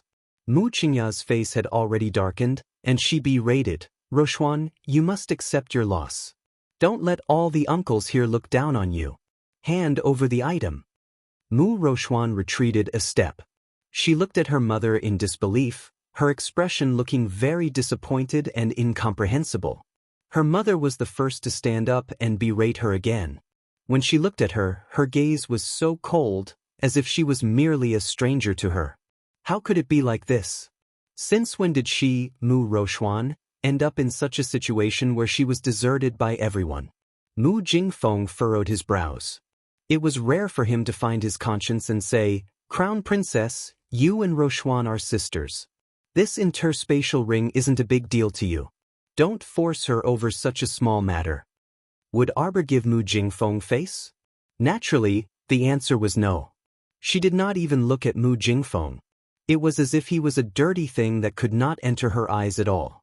Such an attitude immediately stimulated Mu family head's self-esteem. In front of others, he was somewhat unable to vent his anger, but the anger in his heart burned fiercely, and the anger rushed straight to his heart. Rochuan. Mu Qingya scolded angrily, her eyes filled with disappointment for her daughter. She was the one who wanted to compete, but she did not have the magnanimity to hand over the item after losing. Such a Mu Rochuan truly made her feel extremely disappointed. This was the daughter she had painstakingly nurtured since she was young. Mu Qingya took a deep breath, closed her eyes slightly, and said with a tired expression, "Rochuan, you must accept your loss." "Accept your loss?" A trace of anger flashed across Mu Rochuan's eyes.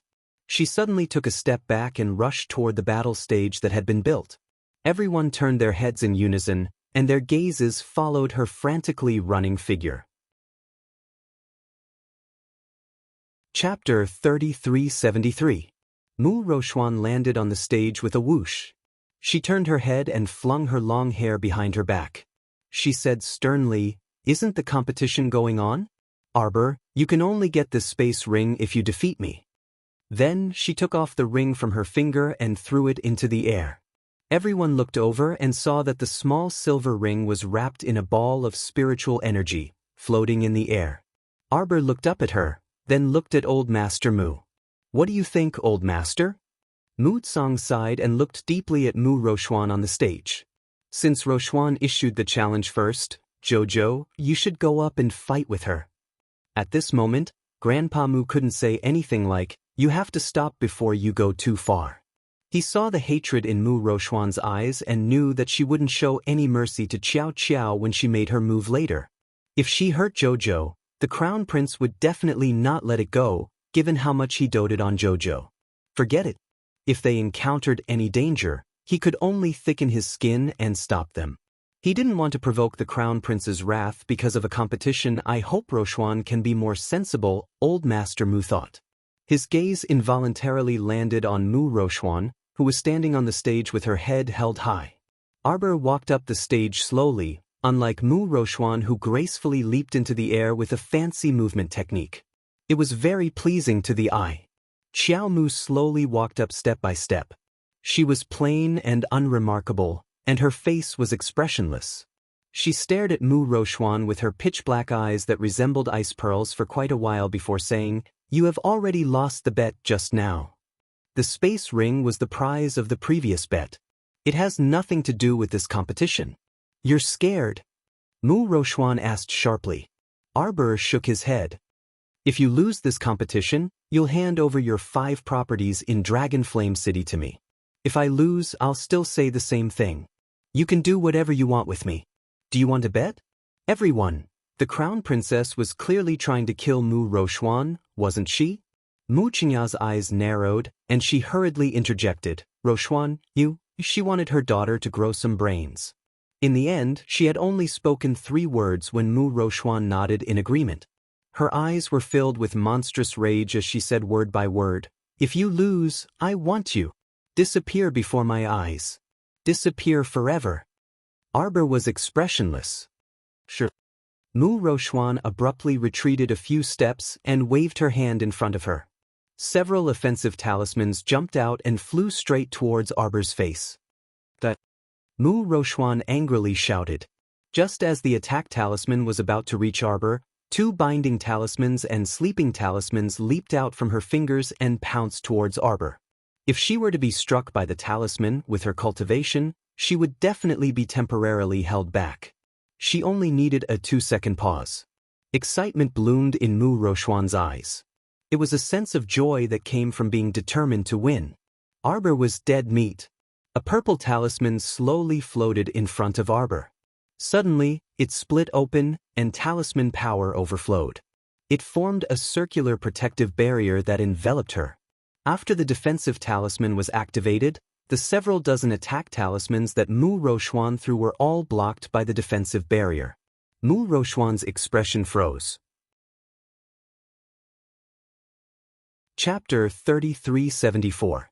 Purple Talisman. Mu Rochuan almost wanted to rub her eyes. The talisman Arbor casually took out was a purple talisman. Could it be that all the talismans she made now had reached the purple talisman level? She subconsciously shook her head hard, a trace of disbelief showing in her eyes. She really didn't believe that Arbor could make talismans and refine pills at such a young age. Who trained her? This girl grew up in the lower star domain, okay? The lower star domain was generally lacking in spirit energy. Spirit techniques, talismans, and alchemy techniques were pitifully few in number. How exactly did she grow up? Didn't anyone find it suspicious? Her experience growing up was clearly abnormal, alright. Mu Rochuan's eyes were filled with dense murderous intent. With a flick of her finger, a blue talisman flew out from her fingertips. Some of the Mu family's more perceptive people immediately shouted. Eldest Miss threw out a Thunder Spirit Talisman. The Thunder Spirit Talisman Eldest Miss made can release 6 bolts of spirit lightning. Other than Eldest Young Master, Eldest Miss Thunder Spirit Talisman is of the highest grade. What do you know? During the preliminaries this time, Eldest Young Master helped the Crown Princess draw quite a few 5 spirit talismans. A Mu family disciple who knew the truth pursed his lips in Mu Rochuan's direction. After all, they're blood-related siblings. It's normal for him to help the Crown Princess. Why do you think Eldest Miss is always targeting the Crown Princess? It's definitely because she's jealous. A group of Mu family disciples whispered below. Although their voices weren't loud, that kind of small voice floated into Mu Rochuan's ears from time to time, making her even more agitated and embarrassed. Who the hell was jealous of that damned woman? Who was jealous of her? She was the dignified eldest miss of the Mu family. Why would she need to be jealous of her? It was truly hilarious, hilarious. A trace of anger flitted across Mu Rochuan's eyes. Her fingers flew, and she threw out 3 more Thunder Spirit Talismans. They surrounded Arbor from all sides and floated towards him. In the Mu family competition, only talismans could be used. Things like cultivation, spiritual power, pills, and the like could not be used.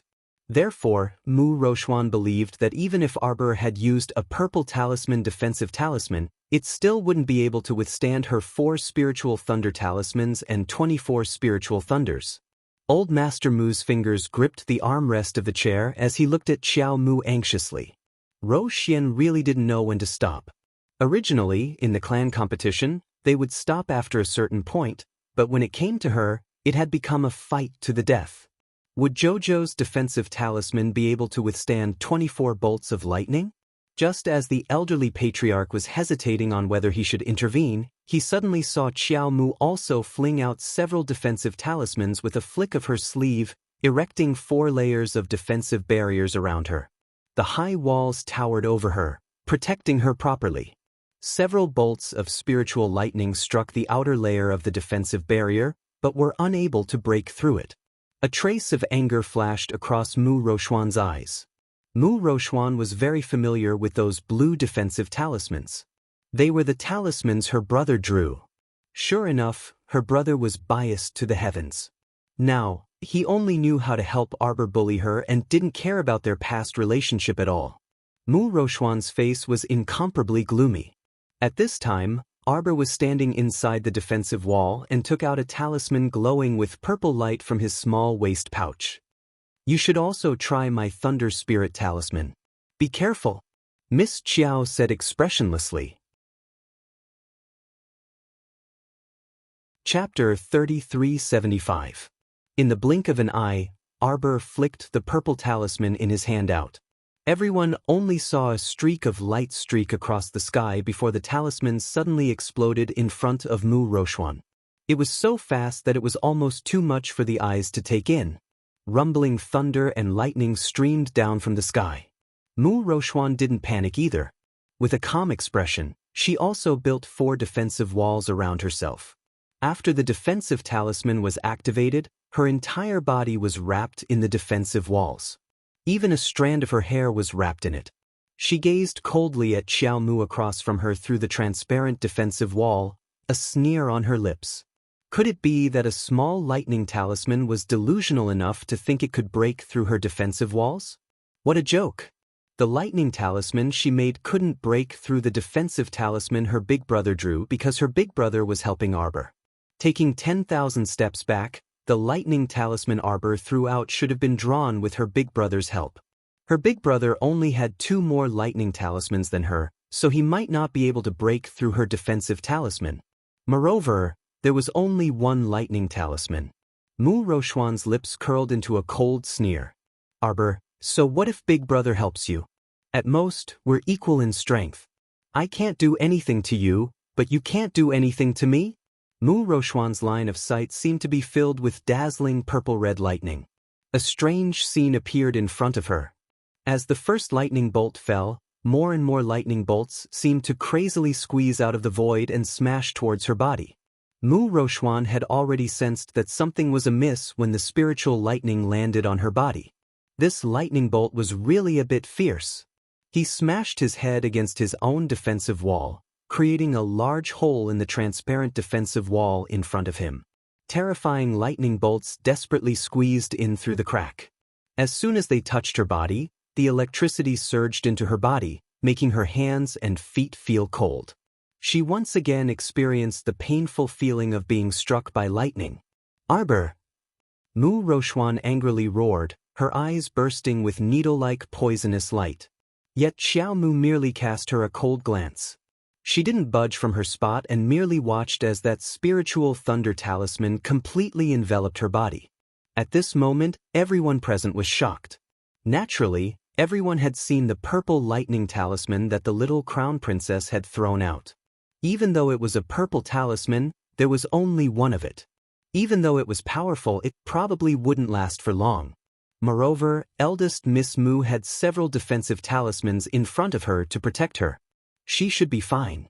Unexpectedly, after the purple talisman was activated, a lightning cloud floated above Mu Rochuan's head. Just like that, with the supreme power of lightning, it fiercely smashed down on her body. What was even more shocking was that eldest Miss Mu couldn't even withstand the little crown princess' first bolt of spiritual lightning. The defensive wall had clearly cracked. At the same time, Mu Rochuan had no other choice but to throw out a few more defensive talismans to fill the cracks in the defensive wall in front of her. However, what was shocking was that the second defensive wall that Mu Rochuan had just released actually crumbled into pieces under the crackling of the two bolts of spiritual lightning. In the blink of an eye, Mu Rochuan's pupils fiercely shrank. With a flick of her fingers, 5 defensive talismans flew out and built 5 transparent defensive walls in front of her. However, what made people despair was that the lightning talisman's power was fierce. Chapter 3376. Just as the defensive wall was about to be completed, a bolt of spirit lightning struck down and shattered it with a loud bang. 9 bolts of spiritual lightning. Mu Yuanyuan tightly grasped Mu Lixiang's small hand and cried out excitedly, 9 bolts! 9 bolts of spiritual lightning. Mu Lixiang's eyes also emitted a strange light as she stared intently at the battle between the little crown princess and Mu Rochuan, her blood boiling. Heavens! Sure enough, the little crown princess's performance was unexpected yet also reasonable. She displayed her powerful talisman skills to everyone. She knew it. She knew it. The little crown princess talisman skills were definitely superior to everyone in the Mu family. Her talisman crafting technique was obviously not on the same level as the talisman crafting techniques of all the Mu clan disciples. If the little crown princess was willing to give her a few pointers, she believed that her talisman skills would definitely advance by leaps and bounds. 9 bolts of spiritual lightning. No, it was already 10 bolts of spiritual lightning. After being bombarded by 10 bolts of spiritual lightning, the defensive wall on Mu Rochuan's body completely crumbled. Although Mu Rochuan was frightened, her expression was still very calm. The defensive talismans she drew in yesterday's preliminaries were nearly used up. She could only activate a speed talisman on her body and madly dashed on the stage to avoid the spiritual lightning that came crashing down. Mu Jingfeng's eyes had already narrowed into slits at this time. He stared at the small figure on the stage with shock and some greed, his eyes gazing longingly at the spiritual lightning hovering in the air. What kind of talisman inheritance was this? Throughout their entire Mu family, there had never been such a powerful talisman skill, right? At this very moment, everyone in the Mu family was very shocked as they watched this battle. The little crown princess seemed to be suppressing eldest young Miss Mu with an absolute advantage. Eldest young Mrs. Kern's appearance was extremely wretched. She quickly moved around the contest ring to avoid the thundercloud above her. However, no matter how fast she ran, there was only so much space. No matter where she ran, the thunderclouds would follow her like gangrene. Her ankles and elbows were almost hit several times, causing her to be at a loss of what to do. Mu Qingya stood up from her seat and looked at her daughter in shock. She clenched her brocade handkerchief tightly in her hand. At this time, the disciples of the Mu family below had already let out waves of incredulous cries. 15 bolts of spiritual lightning? How is that possible? Even a top-grade Thunder Spirit talisman can only release 12 bolts of spiritual lightning. What's going on? Oh my God, is the little crown princess trying to defy the heavens? How could a tiny lightning spirit talisman contain 15 bolts of lightning? 15? 16? Someone immediately said, trembling with fear. The group of Mu family's children all looked at the little crown princess with a look of looking at a monster. This isn't the lightning spirit talisman that we know of. Mu Yuanyuan cried out in excitement. Mu Lixiang also hurriedly nodded and shouted, "What kind of lightning spirit talisman is this?" Lightning continued to roll down, and there were already 20 bolts of spiritual lightning. Meanwhile, on the stage, Mu Roxuan had already exhausted all of her talismans. At this time, she was still running around the stage in a sorry state, jumping and jumping as she rapidly dodged the lightning bolts descending from the sky. Chapter 3377. Moreover, she had already broken the rules. While activating her defensive spiritual weapon, she began to use her spiritual power to escape the bombardment of the lightning bolts. She couldn't care so much now and felt that preserving her life was more important. It wasn't that she didn't try to escape from the stage earlier. It was just that the lightning bolts had built a high wall around the stage. If she wanted to pass through, she was bound to be struck twice by the lightning bolts. For the sake of her life, she didn't dare to act blindly without thinking. Mu Roxuan's expression was incomparably dark at this moment. She couldn't figure out why the lightning talisman that Arbor threw out actually had such offensive power. Why didn't it show any signs of stopping after more than 20 bolts of lightning? How many bolts of lightning could there be? This was also the question in Elder Mu, Mu Jingfeng, and the rest's hearts. At this moment, all the Mu family members were looking at the little crown princess on the stage in shock. If it was said that they were just giving it a try in the beginning, leisurely watching the competition between the two juniors, they didn't take it seriously. But now, they were practically sizing them up with rapt attention, paying attention to their every move. Especially the little crown princess, who was standing alone on the stage without moving an inch. Everyone's gaze fell on her. It seemed that this was the only way to clearly see what kind of energy this little fellow's body was filled with to actually be able to draw a lightning talisman that defied the laws of heaven. Boom! Mu Roxuan's footsteps slowed by half a beat, and a bolt of lightning immediately struck her back. The defensive barrier on her body instantly broke, and the defensive spiritual weapon in her hand also dimmed and fell to the ground with a clatter. Mu Qingya immediately shouted, "Roxuan, what are you still hesitating for? Hurry and admit defeat." Admitting defeat wasn't shameful. This was originally a family competition, and losing to someone of the same age wasn't a big deal. No one could guarantee that they wouldn't lose in this lifetime. Mu Roxuan also understood this logic, but she just couldn't accept it emotionally. She would lose to Arbor in front of everyone and all her uncles. Therefore, she didn't want to admit defeat. She didn't want to admit defeat at all. What kind of talisman is this? Mu Roxuan spat out a mouthful of blood. She turned her head and glared fiercely at Arbor, as if she wanted to burn a hole in her face. She hated the girl in front of her. Because of her appearance, she broke the legend of her high and mighty young miss, causing her to fall from a genius to the bottom of the valley in an instant and become an ordinary person. Because of her sharp edge, she, the genius Miss Mu of the Mu family, was overshadowed and completely lost the halo of the past. After this battle, when people mentioned the Mu family's young lady in the future, they would only take delight in talking about how amazing the young crown princess was. Her talisman crafting technique could be said to be the best in the world since ancient times. How hateful! Mu Roxuan felt a sharp pain in her abdomen. If she were to look inwardly, she would definitely realize that the crack in the spiritual mound mirror had widened significantly. There was even a faint black gas floating out of the spiritual mound mirror. It was like a death aura that enveloped her spiritual mound mirror as it slowly rotated.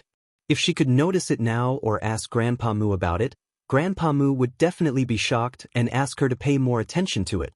However, she did not notice the gloomy black gas. This was the initial phenomenon of mental demons growing crazily after the crack in the spiritual mound mirror.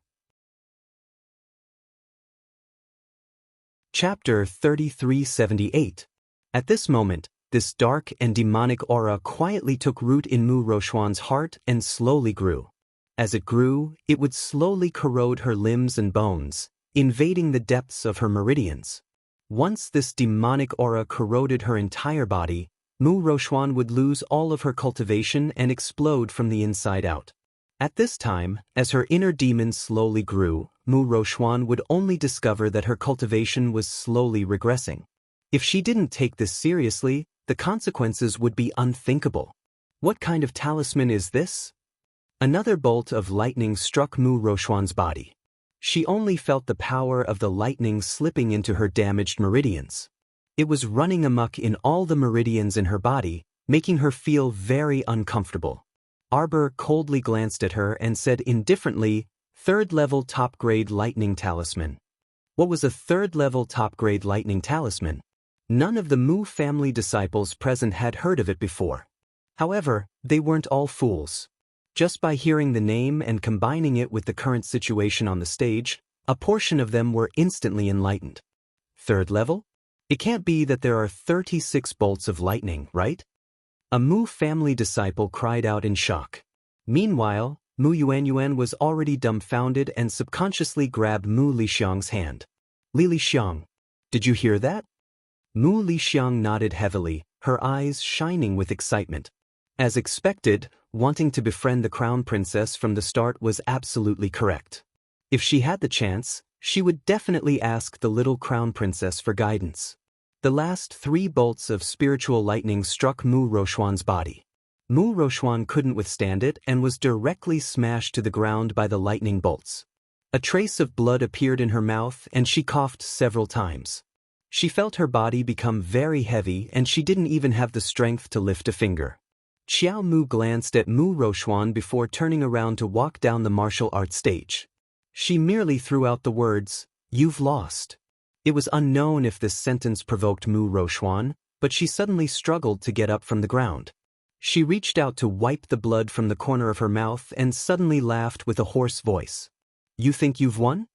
Mu Rochuan's voice instantly became extremely cold.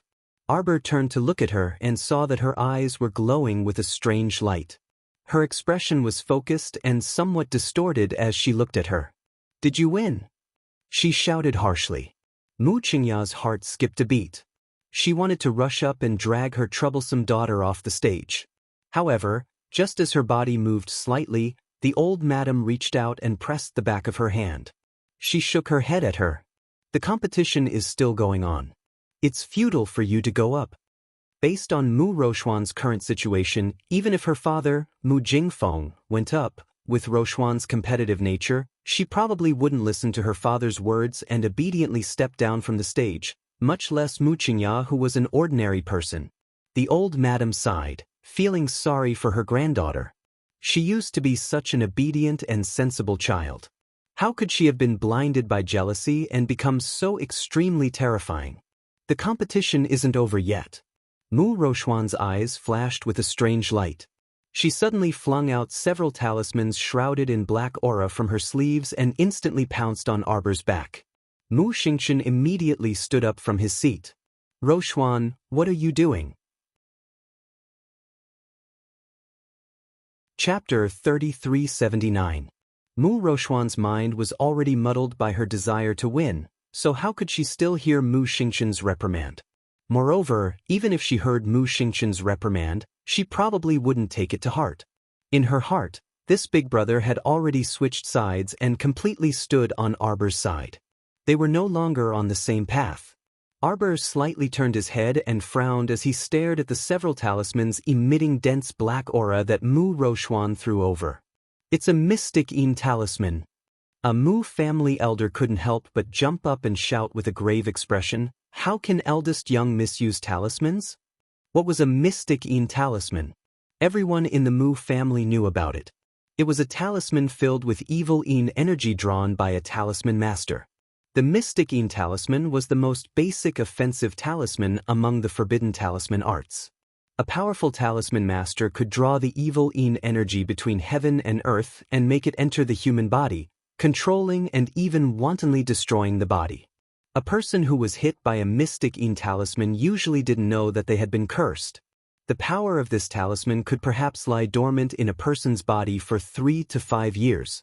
Once it erupted, the person would either be manipulated into a puppet or die without a burial ground. It was no joke that everyone hated talisman masters. At least in the 3 continents, no one welcomed a dark existence like talisman masters. The Mu family's patriarch, Mu Jingfeng, stared at his daughter with an unsightly expression, inwardly cursing Mu Roxuan's brain. You secretly grasp talisman arts. If you only used them in secret, no one would be able to catch you. But now, you used this kind of sinister talisman in front of everyone's eyes. How could it not arouse everyone's disgust? At this time, there were already several Mu family elders sitting in the elders' seats. The originally silent Mu family elders were frowning slightly as they coldly looked at Mu Roxuan. Many Mu family disciples in the crowd also shouted, "Eldest young miss actually knows such a vicious talisman art like the mystic Een talisman? Heavens, is she still a disciple of our divine province's Mu family? What's her relationship with a talisman master? Eldest young miss, you're actually a talisman master. How disappointing." Everyone couldn't help but stand up and look worriedly in the young crown prince consort's direction. Could the little crown princess deal with a powerful charm master? All of this happened in a matter of minutes.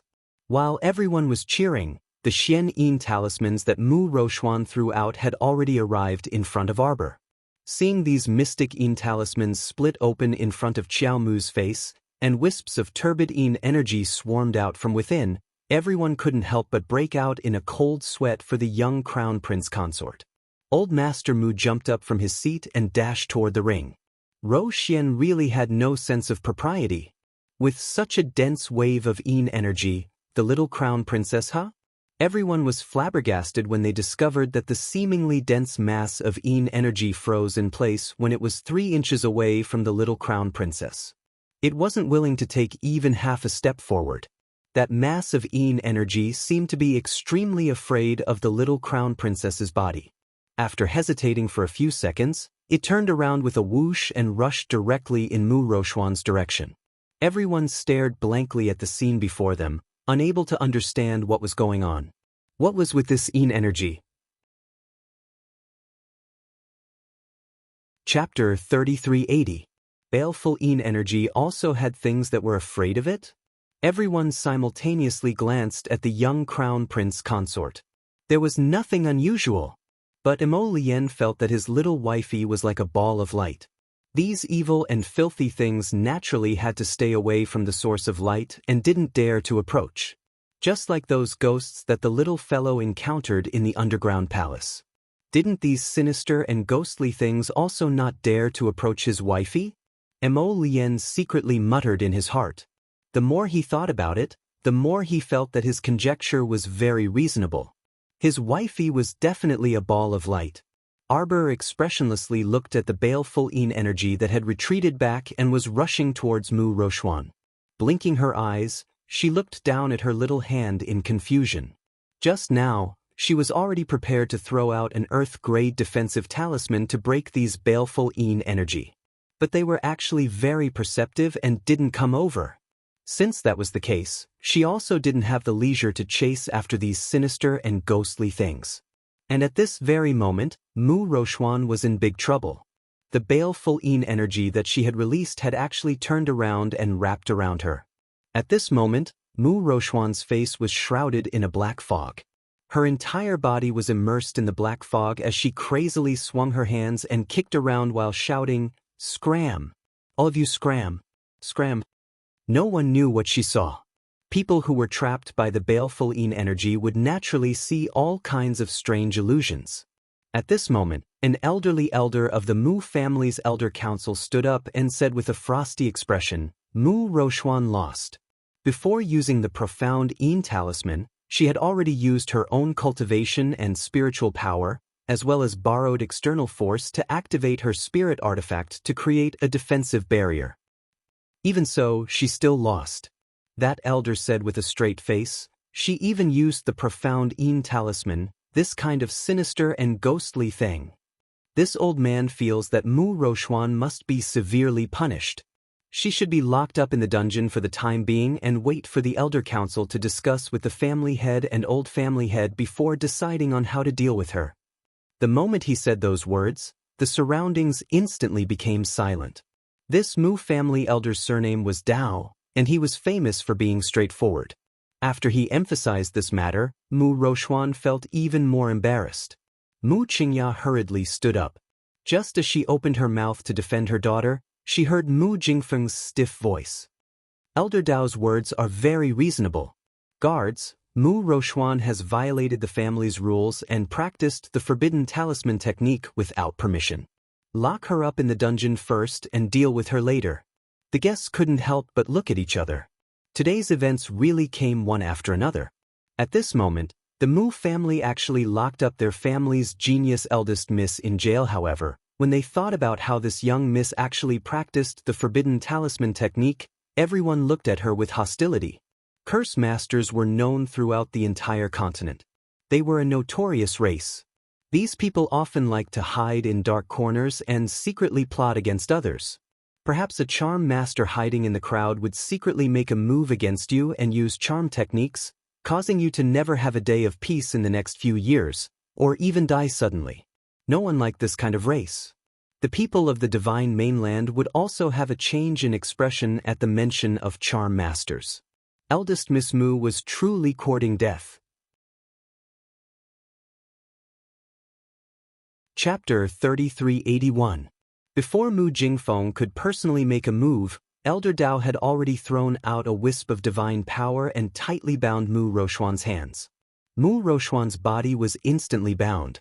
She wanted to struggle free but was helpless. She could only scream, "Let go, let go. You guys, what do you want to do? Let go. Take her away." Mu Jingfeng glared angrily, appearing very agitated and abnormally angry. This Mu Rochuan was really getting more and more outrageous. It was fine if she couldn't help him, but now she was causing trouble for him everywhere, not letting him off. She was simply about to become a useless piece. Let go of me, you guys. Let go of me. Mu Rochuan screamed. Her hands were firmly bound by divine power, which made her feel a little at a loss. She had never been treated like this since she was young. She was flustered and appeared very angry as she kept yelling. However, at this moment, no one cared about her mood. Immediately, two Mu family members jumped onto the stage and took down the struggling and roaring Mu Rochuan. Mu Qingya clenched her fists tightly. After a while, she slumped down on the stool. The crown princess wins this round. Xiao Mu expressionlessly leaped down from the martial arts stage and walked towards her seat. Go, find Madame Mu and settle the accounts of Miss Mu's several properties in Dragon Flame City. Arbor indifferently turned his head and instructed Kai Xiu. Kai Xiu nodded in understanding and pursed her lips in response. She quickly walked to Mu Qingya's side and whispered a few words to her. Although Arbor didn't show it on his face, he was secretly carefully observing Mu Qingya's expression. He saw her nodding at Kai Xiu with a gentle and indifferent expression and whispering a few words to Kai Xiu. Her behavior was very appropriate and magnanimous, without the slightest trace of anger. Arbor couldn't help but frown. He immediately retracted his gaze and reached out to pick up the spoon with an indifferent expression. Was Madame Mu really able to keep her composure, or was she really friendly to her? Was he being too paranoid? Arbor thought. He put down the spoon and looked at Mu Qingya again. However, she saw that First Madam had turned her head and met her gaze. First Madam smiled faintly and nodded. There was not a trace of dissatisfaction in her expression.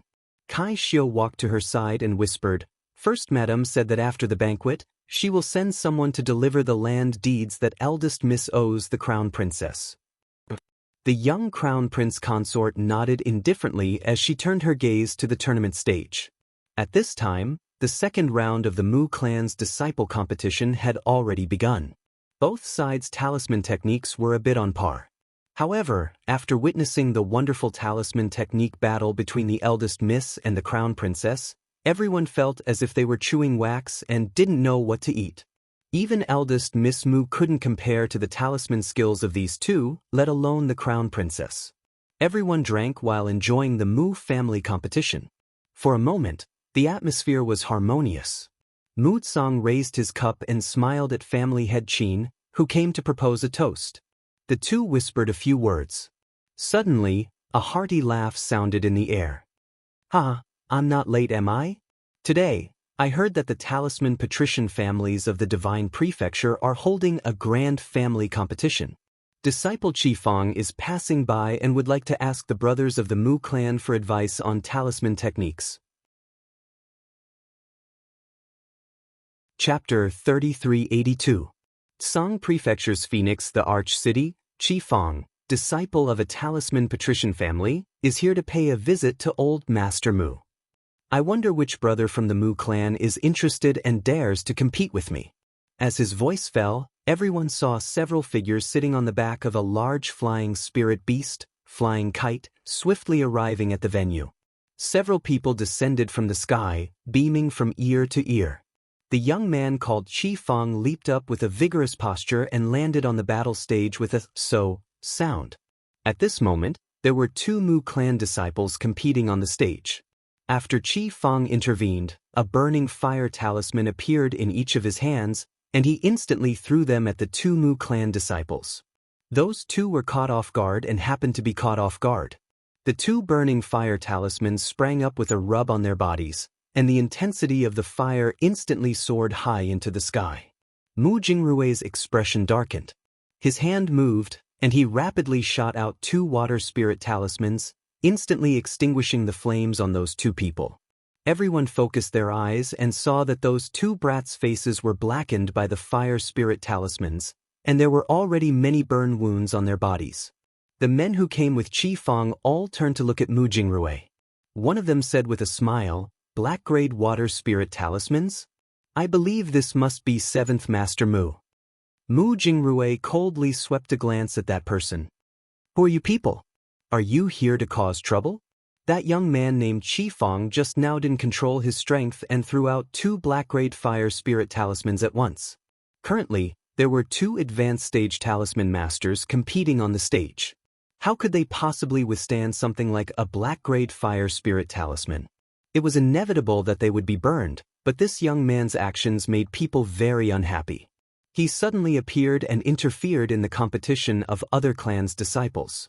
If it was someone with a bit of common sense, they naturally wouldn't do such a disrespectful thing. "Sigh, 7th Master Mu is too serious."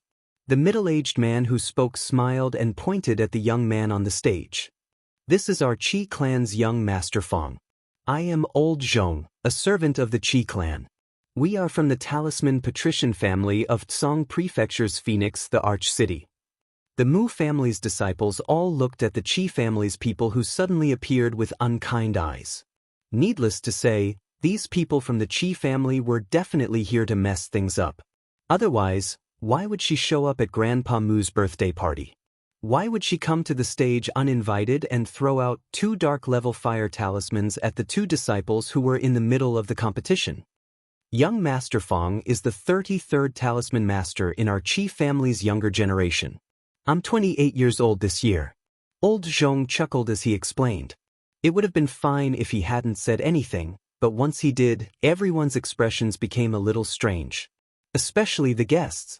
They looked at the two Mu clan disciples on the battle stage, their faces blackened from the burns, and then looked at young Master Feng. Who won and who lost was immediately revealed. This young Master Feng was only 28 years old, yet he was able to subdue two talisman masters of the Mu family in one move. As for the two Mu clan disciples on the martial arts stage, it was obvious that they were much older than young Master Feng. Although the faces of the two Mu family disciples were burnt black, it could be seen from the expression on their faces that other than embarrassment, there was also a trace of shame. They had disgraced the Mu family. This young Master Feng had subdued them in one move, and they didn't even have the slightest ability to fight back. Chapter 3383. The Qi family's young master was only 28 years old, and he was only ranked 33rd among the Qi family's younger generation. With this ranking, he was able to suppress 2 Mu family disciples with one move. The 2 of them were so embarrassed that they could not lift their heads. This was truly shameful. If not for 7th Master's help just now, they might have been seriously injured by the other party's fire spirit talisman. The 2 of them drooped their heads and lowered them. Moving their feet, they ran down the stage dejectedly. And at this moment, only Qi Feng alone was standing on the enormous battling platform. This youth stood with his hands behind his back, looking like a talisman grandmaster and rather arrogant. This little brother has specially come to seek guidance from the Mu family disciples. I wonder which brother Mu is willing to come on stage and compete with this little brother? When Qi Feng's words fell, the entire venue was silent. The group of Mu clan disciples looked at each other, and all of them were at a loss of what to do. They were not fools. Anyone could see that this Qi Feng dared to challenge the Mu family alone, so he must have something extraordinary about him. The competition venue was in the Mu family. If the Mu family's eldest young master directly went up, he would definitely be able to suppress and defeat Qi Feng. However, Qi Feng had already said that he was ranked 33rd among the Qi family's younger generation. If the Mu family sent Mu Xingchen, who was ranked first, to deal with this fellow, wouldn't it be lowering Mu Xingchen's status too much? However, if they sent someone else, they might not necessarily win. Just as the elders were muttering to themselves, Mu Wuzi jumped up from his seat. "I'll compete with you." His father, Mu Jingyang, subconsciously turned around and glared fiercely at his son. This impulsive fellow jumped out without seeing the situation clearly. As a father, how could he not know how good his son's talisman skills were? This Qi family disciple was a black-rank talisman grandmaster, so his son was definitely not his match. However, Mu Wuzi had already stepped up, so as a father, he had no reason to crush his son's confidence. Thus, he could only glare fiercely at Mu Wuzi and say, "Don't show off." Mu Wuzi glanced at his father and hurriedly ran up the stage. He tilted his head and glared at Qi Feng. "Surnamed Qi, this young master will fight you." Qi Feng didn't get angry. He just calmly cupped his hands at Mu Wuzi. "Nice to meet you. Little brother, please go ahead." Mu Wuzi did not hold back. Since the other party asked him to go first, there was no reason for him not to make the first move. In fact, for Mu Wuzi to be able to reach the high level of talisman master at the age of 13, he could already be considered a genius. However, he had taken after his father's temper since he was young. He was impulsive and easily angered. Now that he was on the stage, he threw 2 attack talismans at Qi Feng without hesitation. Qi Feng chuckled and threw out a defensive talisman to block the attack. Then, with a flick of his left hand, a fire talisman flew towards Mu Wuzi at lightning speed. Mu Jingrui's eyes darkened slightly as he exchanged glances with the Mu family's third uncle, Mu Jingyuan, who was sitting beside him. The other party really didn't come with good intentions. He had prepared quite a few fire talismans on him. It looked like he was determined to make their Mu family look bad this time.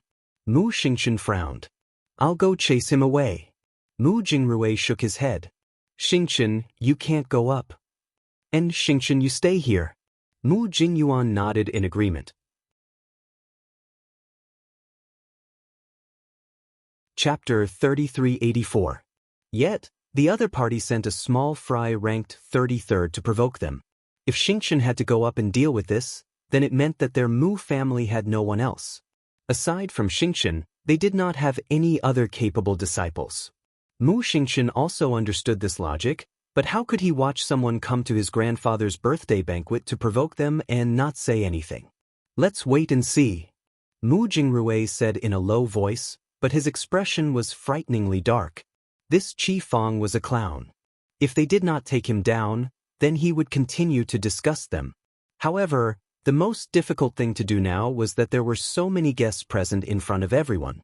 If the Mu family did not take out some real skills and take down this Qi family member, then everyone would definitely suspect that their Mu family was an unwarranted family. More seriously, They might even think that the Mu family of the Divine Prefecture's talisman patrician family was inferior to the Qi family of Tsangzhou's Phoenix Emperor City. In just a few moments, the match between Qi Fang and Mu Wuzi had reached a point where the victor was already decided. Although Mu Wuzi was still young and had outstanding talisman techniques, he would lose without any suspense in front of a black-rank talisman master. The other party threw out an explosion talisman. As the stage shook, Mu Wuzi's figure quickly retreated. He somersaulted several times in the air, but he was still unable to avoid the flames from the explosion talisman. Once the flames touched his body, the layer of defense on his skin quickly withered away.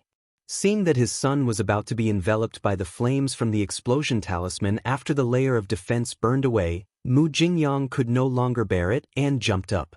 "Fifth brother!" Mu Jingrui called out and hurriedly reached out to stop him. If he rushed up the stage, others would definitely mock him in their hearts, even if they did not say anything. The son could not beat the other party, so the father rushed up. If word got out, it would not be good for the Mu family's reputation. Mu Jingyang was impulsive by nature. Being stopped by Mu Jingrui, his temper rushed up and he was about to explode. Mu Jingfeng said coldly, "Sit down. Go find Yuan Yuan. Let her go up and replace Mu Wuzi," Mu Jingfeng said indifferently. Mu He, who was standing behind him, nodded. He immediately accepted the order and walked behind the screen, towards the table where the girls from the cadet branch were seated. Mu Yuanyuan immediately nodded in agreement after she conveyed the patriarch's intentions to Mu Yuanyuan. Mu Lixiang, on the other hand, was not convinced. She pursed her lips and said in a low voice, "They never look for us when there's good stuff." Whenever she encountered such a difficult situation, she would always think of the disciples of the side branches. Replacing Mu Wuzi meant that Yuanyuan would have to face the young master of the Qi family. It would be fine if she could beat him, but if Yuanyuan couldn't beat the Qi clan's disciple, she might even be blamed by the Mu clan. Mu Yuanyuan accepted the order and stood up. She just so happened to see the little crown princess looking over. She nodded at her with a smile and walked towards the battle arena. The disciples of the Mu family all around were whispering to each other in low voices. Now that Mu Yuanyuan was on the stage, everyone's eyes were focused on her. "Mu family Mu Yuanyuan. Please give me some pointers, young Master Qi." Mu Yuanyuan leaped onto the battle arena and reached out to support Mu Wuzi, who had retreated several steps. She raised a water spirit talisman and slapped it on Mu Wuzi's body. The flames that had been rising on Mu Wuzi's body instantly disappeared. Chapter 3385. Qi Fang's eyes narrowed slightly as he looked at the girl in front of him with a slight smile. Mu Yuanyuan was not very good-looking. At best, she could only be considered a delicate beauty. However, she was standing calmly in front of everyone, giving off a sense of security. Qi Fang glanced at the extinguished flames on Mu Wuzi's body. His eyes flashed as he smiled. The women of the Mu family are not inferior to any men. Mu Yuanyuan's water spirit talisman must be a black-grade talisman. Otherwise, it would not be able to extinguish the flames on Mu Wuzi's body. Sister Yuanyuan. Mu Wuzi naturally knew Mu Yuanyuan. Moreover, he had a good relationship with her. This little brat usually submitted to the strong. Mu Yuanyuan was a girl from the side family, but she was stronger than him. Mu Wuzi was very convinced of Mu Yuanyuan's strength. "All right, you can go down first and treat your wounds. Leave this to Sister Yuanyuan." Mu Yuanyuan smiled at him and chased him away. There were many small wounds on Mu Wuzi's body, all of which were formed during the battle. Qi Fang looked gentle and refined, but in reality he was very heavy-handed. If Mu Wuzi had not been quick-witted, he would have been carried off the stage. Qi Fang smiled at Mu Yuanyuan. "Miss Mu, please." Mu Yuanyuan did not waste time talking nonsense with him. She cupped her fists and bowed. The moment she looked up, her eyes were already sharp as she attacked Qi Fang. Mu Yuanyuan's hand gestures were very fast. With a flick of her hand, 3 talismans appeared. After the defensive talisman strengthened herself, the offensive talisman was already in front of Qi Fang. Qi Fang smiled coldly without panicking. He reached out and flicked away one of the offensive talismans. The talisman power contained in the other two offensive talismans was blocked in midair by the offensive talisman he threw out. The two offensive talismans collided and produced an earth-shattering sound. A vortex of power appeared in the air and spread out with a loud bang. Fortunately, the defensive talisman array around the martial arts stage had been reinforced. This wave of attack naturally did not affect the spectators sitting in the front row. The guests' spirits were lifted, and the way they looked at Mu Yuanyuan also changed a little.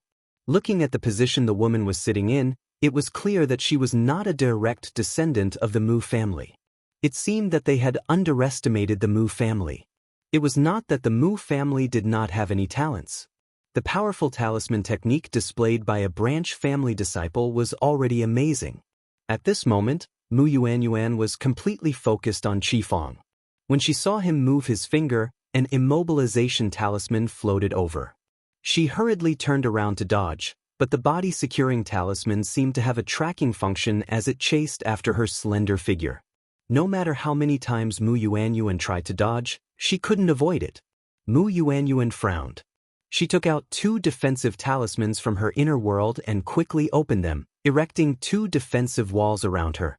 The body-securing talisman suddenly pounced over and exploded in front of her eyes. Mu Yuanyuan felt a strong binding of talisman power. She was actually frozen in place. Of course, being immobilized only lasted for an instant. Mu Yuanyuan immediately used the adversity-dispelling talisman to break free from the immobilization talisman. In the eyes of an outsider, this was only a matter of 1 or 2 seconds. Of course, some juniors with poor eyesight didn't even notice that Mu Yuanyuan had been immobilized for 1 or 2 seconds. But it was precisely this 1 or 2 seconds of immobilization. Qifeng took the opportunity to throw out an explosion talisman, which exploded on Mu Yuanyuan's body. Chapter 3386. Following a loud bang, the ground shook violently. Mu Yuanyuan's body was sent flying backwards by the explosion talisman. She landed on the edge of the stage with a thud, half of her body hanging upside down. She spat out a large amount of blood, evidently severely injured. Good. At this very moment, someone suddenly cheered and clapped his hands together, producing a resounding slap. All the guests looked at each other in dismay before turning their gazes to that Qi family's old servant. This guy actually slapped them in the face, and even shouted the word, "good," so loudly. Sure enough, when the word, "good," fell, the faces of all the Mu family disciples, including old Master Mu, changed at the same time. All the Mu family disciples glared at that old fellow. There were even hot-blooded youths who jumped up from their seats and cursed, "What's so good about you, old fellow?" Old servant didn't get angry. He squinted his eyes and said with a chuckle, "It was a slip of the tongue. I only praised my family's young master because his explosion talismans were thrown with great skill. I didn't expect to empathize with everyone's feelings." Ha! Old servant laughed as he spoke. His sarcastic remarks angered everyone in the Mu family so much that their chests hurt. Qifeng confidently stood on the stage with his hands behind his back, assuming the demeanor of a talisman grandmaster. "Everyone, I hope everyone won't patronize me. Sending a woman up to compete with me, isn't this a bit of an insult to my Qifeng?" At this moment, Mu Lixiang had already led people to the side of the stage and reached out to help Mu Yuanyuan, who was half hanging on the stage, down. A hint of bitterness appeared on Mu Yuanyuan's lips as she smiled at her. She only managed to say, "I'm fine," before she spat out another mouthful of blood. It was obvious that the explosion talisman that had exploded on her body had injured her internal organs. "Yuanyuan!" Mu Lixiang almost cried out. Yuanyuan's current appearance was too frightening. Her small face was deathly pale, as if she would stop breathing in the next moment. The blood from her mouth and nose couldn't be stopped. Mu Jingrui also hurried over at this moment and took out a healing pill for Mu Yuanyuan to consume. He turned to glare at Qifeng with fury and said, "You were too heavy-handed. How can you beat someone up like this in a sparring session?" Sorry. Qifeng hurriedly explained with a smile, "I was the one who acted inappropriately. I have a healing pill here. I hope that after Miss takes it, your body will feel slightly better. When Mu Lixiang saw this lowly man's chuckle as he handed over a black pill, she was immediately enraged. She reached out and slapped Qi Feng's hand. Who wants your medicinal pills? Scram. Old Zhong's face darkened as he mocked. What's wrong? Is the Mu family a sore loser? After losing, you flew into a rage out of humiliation and threw a tantrum at our young master, didn't you? Without waiting for Mu Lixiang to shout, Old Zhong interrupted her and continued. In a martial arts competition, there is always a question of how much strength to use. Our young master didn't know that your family's young Mrs. Body was so weak.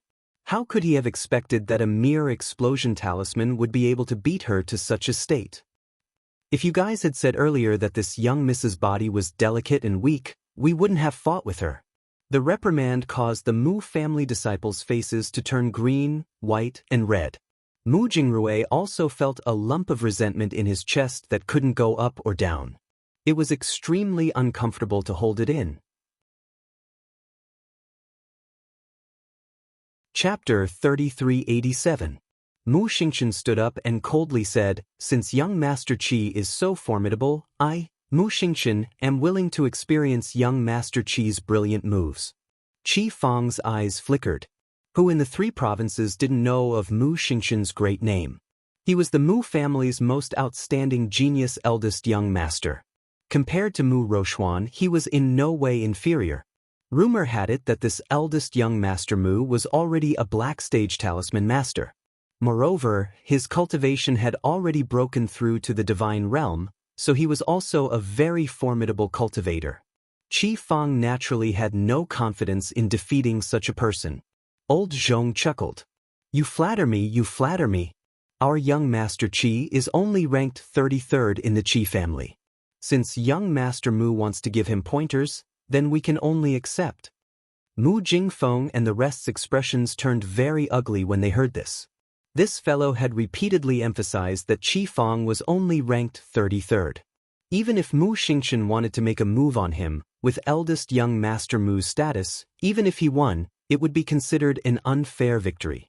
If eldest young Master Mu lost, then that would be called losing face all the way to the sea of forgetfulness. Put her down. A cold voice came from behind Mu Lixiang. Mu Lixiang turned to see the young crown princess standing expressionlessly behind them. She didn't know when she had walked over. She was currently frowning as she looked at Mu Yuanyuan, whose nose and mouth were still bleeding, and pointed at the empty space at the side. Mu Lixiang didn't understand, but when she saw Mu Jingrui quickly nod at her, she obeyed and helped Mu Yuanyuan to the side.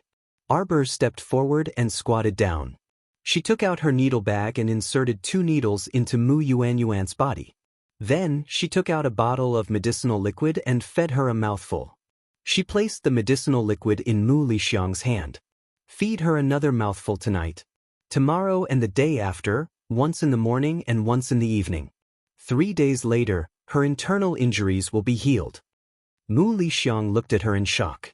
She lowered her head to glance at Mu Yuanyuan and saw that her complexion had indeed become much rosier. She was immediately overjoyed and repeatedly thanked her. Thank you, Crown Princess, for your treatment. The little Crown Princess was indeed skilled in medicine. Yuanyuan's complexion was much better after 2 simple injections and a sip of the medicine. Old Zhong looked at the medicine bottle in Mu Lixiang's hand. His eyes flashed and he suddenly said, Miss, can the medicine bottle in your hand? Mu Lixiang looked at him warily, then put the bottle into her inner world. Then he ignored Old Zhong and directly called for someone to lift Mu Yuanyuan up. The group of people then carried Mu Yuanyuan out of the banquet. Old Zhong's expression darkened. His hawk-like eyes stared coldly in the direction Mu Lixiang and the others had left, and he let out a cold snort. Following which, his gaze landed on the young crown prince consort in a good mood. This is? Arbor was too lazy to bother with him. His body flashed, and he was already standing on the contest ring. His eyes flashed like cold lightning. I will compete with you on behalf of my big brother. Qi Feng looked at the little girl in front of him, who was like a jade sculpture, and sparks flashed through his eyes. Little girl, your body is delicate and weak. Don't cry when you lose. Qi Fong had just finished his teasing when a jade talisman leaped out with a whoosh and flew straight toward him. The powerful binding talisman power seemed to form a spiderweb that suddenly enveloped his entire body, causing Qi Fong's expression to instantly change. Chapter 3388. What? Qi Fong reacted abruptly and wanted to retreat. However, the 8 trigrams binding talisman that Arbor tossed out had already taken effect. Wherever the crowd looked, circles of 8 trigrams appeared in front of Qi Fong. Like rolling waves, one after another, they ruthlessly smashed onto the unlucky young master of the Qi family. Qi Fong roared angrily, and a strong defensive light burst out from his body. 4 defensive talismans cracked simultaneously, forming 4 defensive walls around him. However, it was of no use. The 8 trigrams binding talisman that was tossed out was still like waves, constantly smashing onto Qi Fong's body. At first, Qi Fong could still barely use his cultivation to resist the first few waves. After being smashed by the 8 trigrams binding talisman a dozen times, he suddenly felt that his limbs and bones, from his hands to his feet, were all bound. He was actually bound on the spot by the 8 trigrams binding talisman. Although everyone's eyes could not see it, he felt as if he was trapped in a huge spider web, unable to move an inch. At this moment, Qi Fong stood dumbfounded on the battle stage, unable to move even half a step. Although the others also saw the 8 trigrams binding talisman landing on Qi Fong's body like waves, the 8 trigrams binding talisman only appeared for a moment before disappearing. When they looked at Qi Fong now, they only saw that he was left on the battle stage like a block of wood. Clearly, his sorry state was somewhat laughable. Arbor's gaze landed coldly on this person. He raised his hand, and a jade talisman jumped in front of him and slowly flew up, hanging high above Qi Fong's head. So what if she's a woman? Are women inferior to you? Arbor swept a cold glance at Qi Fong. Qi Fong was completely bound by the 8 trigrams binding talisman at this moment. Other than his eyeballs that could move slightly, he could not move at all. He was also very anxious at this moment, thinking of every possible way to break free from the bindings. However, after a few seconds, he still could not move an inch. Even his fingers could not move half an inch. Explode! Arbor glanced at him indifferently and said coldly. With a loud boom, everyone at the meeting felt the chairs under them shake a few times, and their faces couldn't help but change. The might of this explosion talisman was clearly much more powerful than the one Qi Fong had used on Mu Yuan Yuan. This was a jade talisman, and it was glowing with a purple light. It was obviously a purple talisman.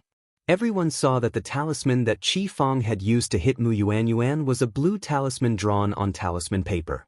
It was very different from the jade talisman used by the little crown princess in front of him. The talisman power contained in it was naturally on a different level. At this moment, the people in the banquet hall were all craning their necks to look at Qi Fong, who was on the stage. Qi Fong was originally bound by the 8 trigrams body binding talisman and was unable to move at all.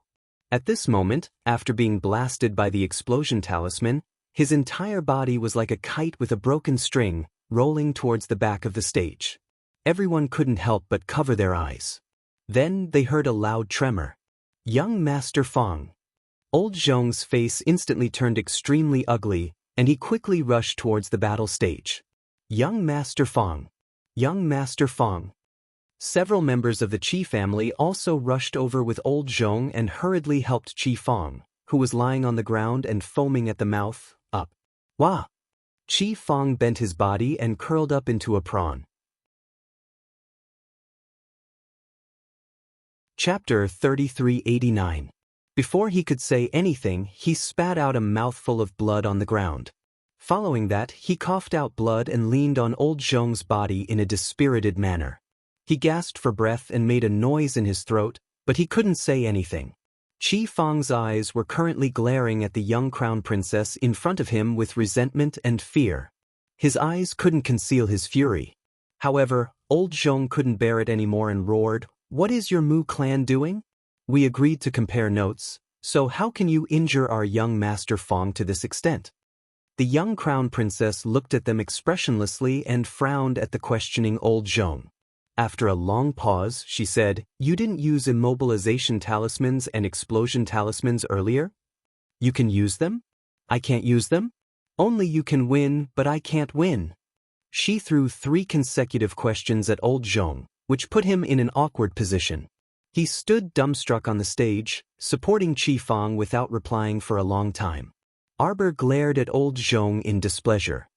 "Do you still want to continue the competition?" She discovered that these people's talisman skills were truly a bit weak. In Arbor's eyes, this talisman practitioner who was said to be ranked 33rd in the Qi family couldn't even compare to her talisman skills when she was 10 years old. What talisman master? This was simply a joke. The little lady's tone is quite big.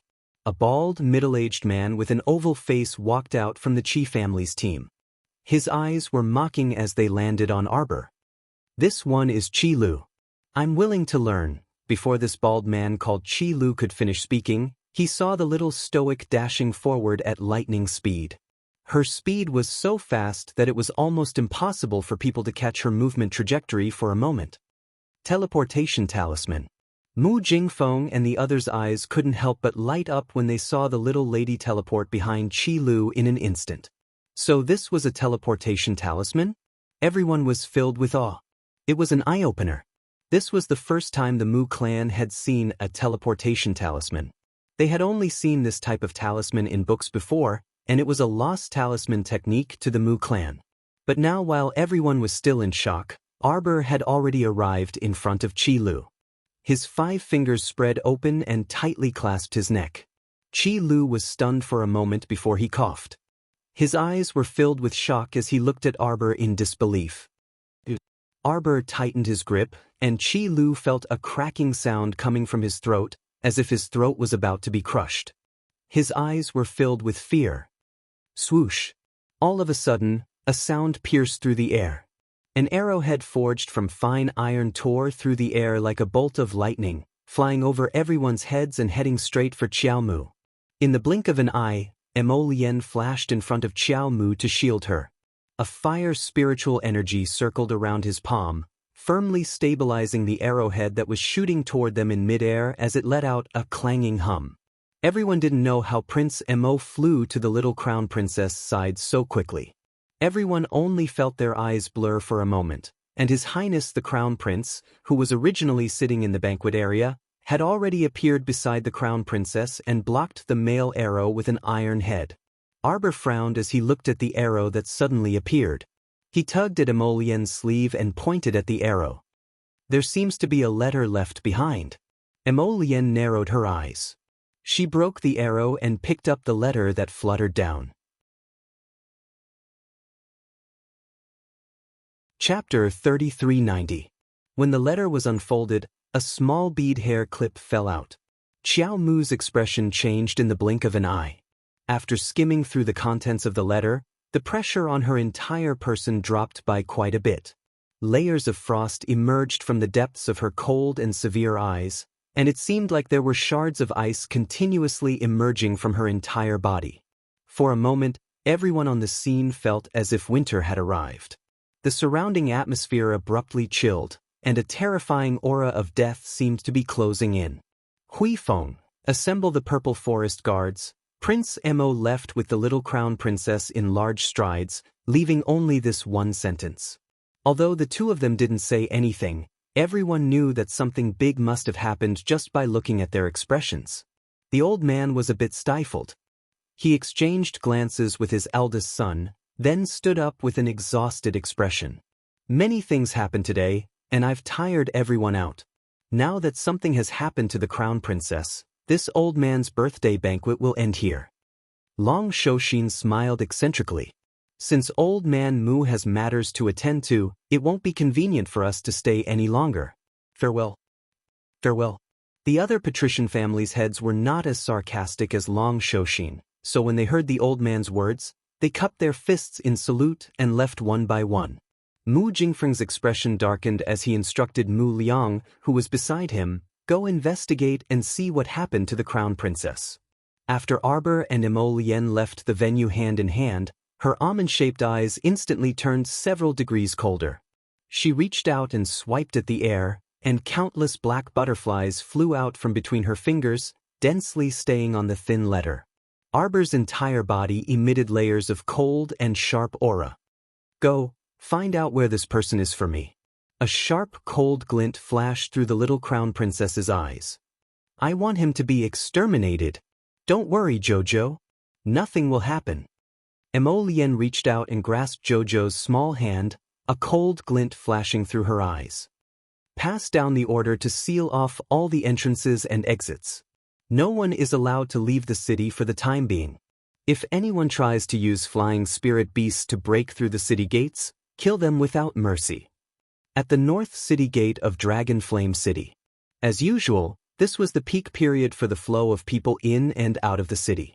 Everyone was lining up to leave the city in an orderly manner. A simple and honest man carrying a carrying pole was in the middle of the line. From time to time, he would use his sleeve to wipe the sweat on his forehead, looking like he was in a hurry to leave the city. "Young man, don't worry. There are a lot of people leaving the city at this time. They have to line up." An old woman behind him, supported by her granddaughter, smiled at him in a friendly manner. The simple and honest man grinned, revealing a very silly smile. Right at this moment, the cry of an eagle came from the sky. The commoners looked up and saw a goshawk flying high in the sky. It flapped its wings and swooped down. Everyone let out a small cry in unison, subconsciously shrinking their heads and retreating a few steps. The goshawk landed accurately on the ground and did not hurt anyone. A young man in black jumped down from the goshawk's back. With a cold expression, he reached into his pocket and took out a token, saying loudly, "Pass down the Crown Prince's verbal order. Temporarily seal the city gates. No one is allowed to enter or leave the city gates. Pass down the Crown Prince's verbal order." The soldier guarding the city gate was shocked. He hurriedly shouted and ran up the city gate tower, waving his arms.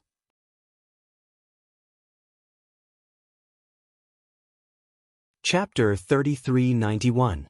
What? A small commotion immediately broke out among the queuing commoners.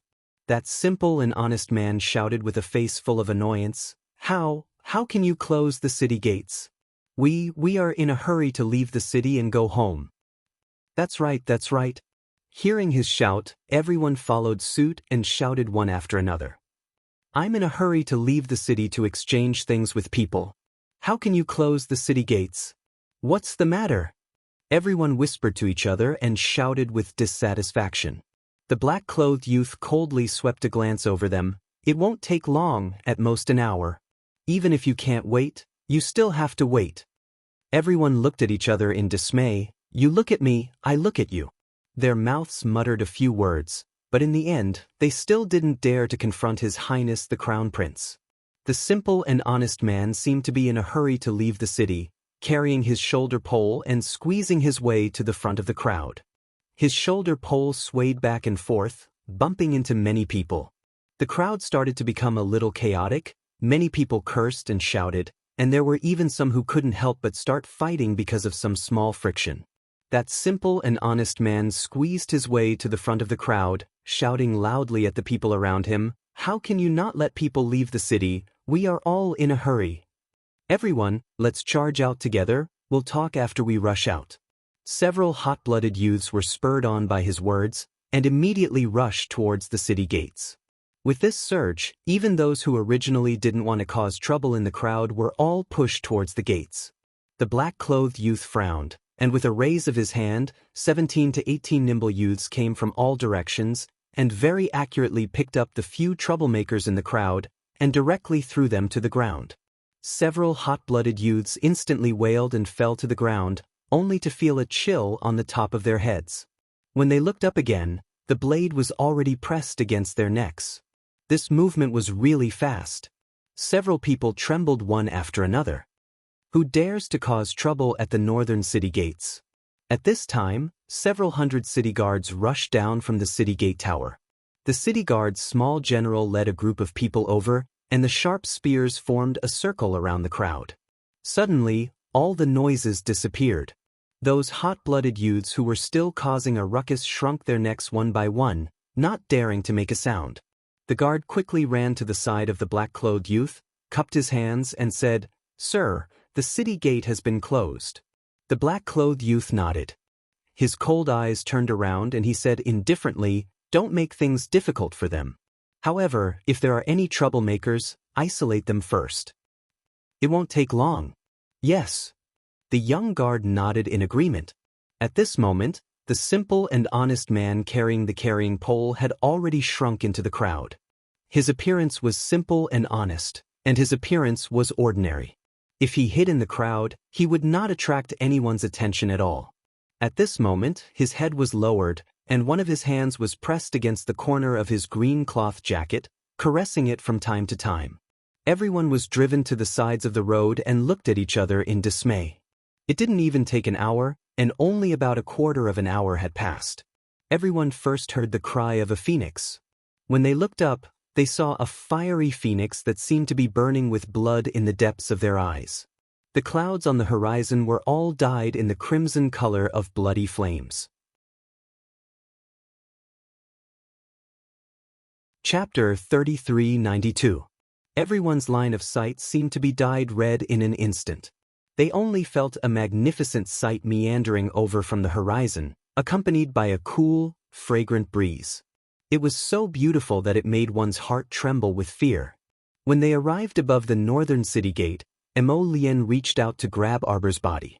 The two of them didn't wait for the fire phoenix to descend and jump down first. They landed lightly on the ground and swept their chilly gazes over everyone in front of them. At this moment, there were thousands of people gathered at the northern city gate. However, at this moment, regardless of whether they were commoners or guards, everyone kept their mouths shut and didn't dare to make a sound. The city gate sunk into a deathly stillness. Emolien loosened her fingers slightly and whispered, "Here?" Arbor nodded. With a flick of his finger, countless black butterflies rustled and flew toward the front of the crowd. Everyone looked up one after another. The timid ones hastily dodged those butterflies, while the braver ones crouched on the ground and craned their necks to watch. A 5- or 6-year-old child widened her round eyes and suddenly reached out to grab a butterfly that flew past her eyes. Unexpectedly, her mother's expression changed, and she hastily slapped the child's soft hand. She pulled her over and whispered, "Don't touch." The child's fingers hurt, and she opened her mouth to cry. That young mother was so frightened that her face turned pale. She hastily covered the child's small mouth with her hand and repeatedly shouted into her ear, "Don't make a sound." Arbor's gaze landed on the mother and daughter. He creased his brows and pattered toward that young mother. That young woman's pupils contracted in fright. Just as she was about to kneel down in terror, she suddenly felt her arm tighten, and someone pulled her hand away. "Wah!" The little boy's cries immediately resounded, causing everyone's hearts to tighten and they couldn't sit still. "Why are you covering her for?" Arbor glanced at that young mother in displeasure. He looked down and saw that the child's mouth and nose were already a bit red from being covered. "So sorry."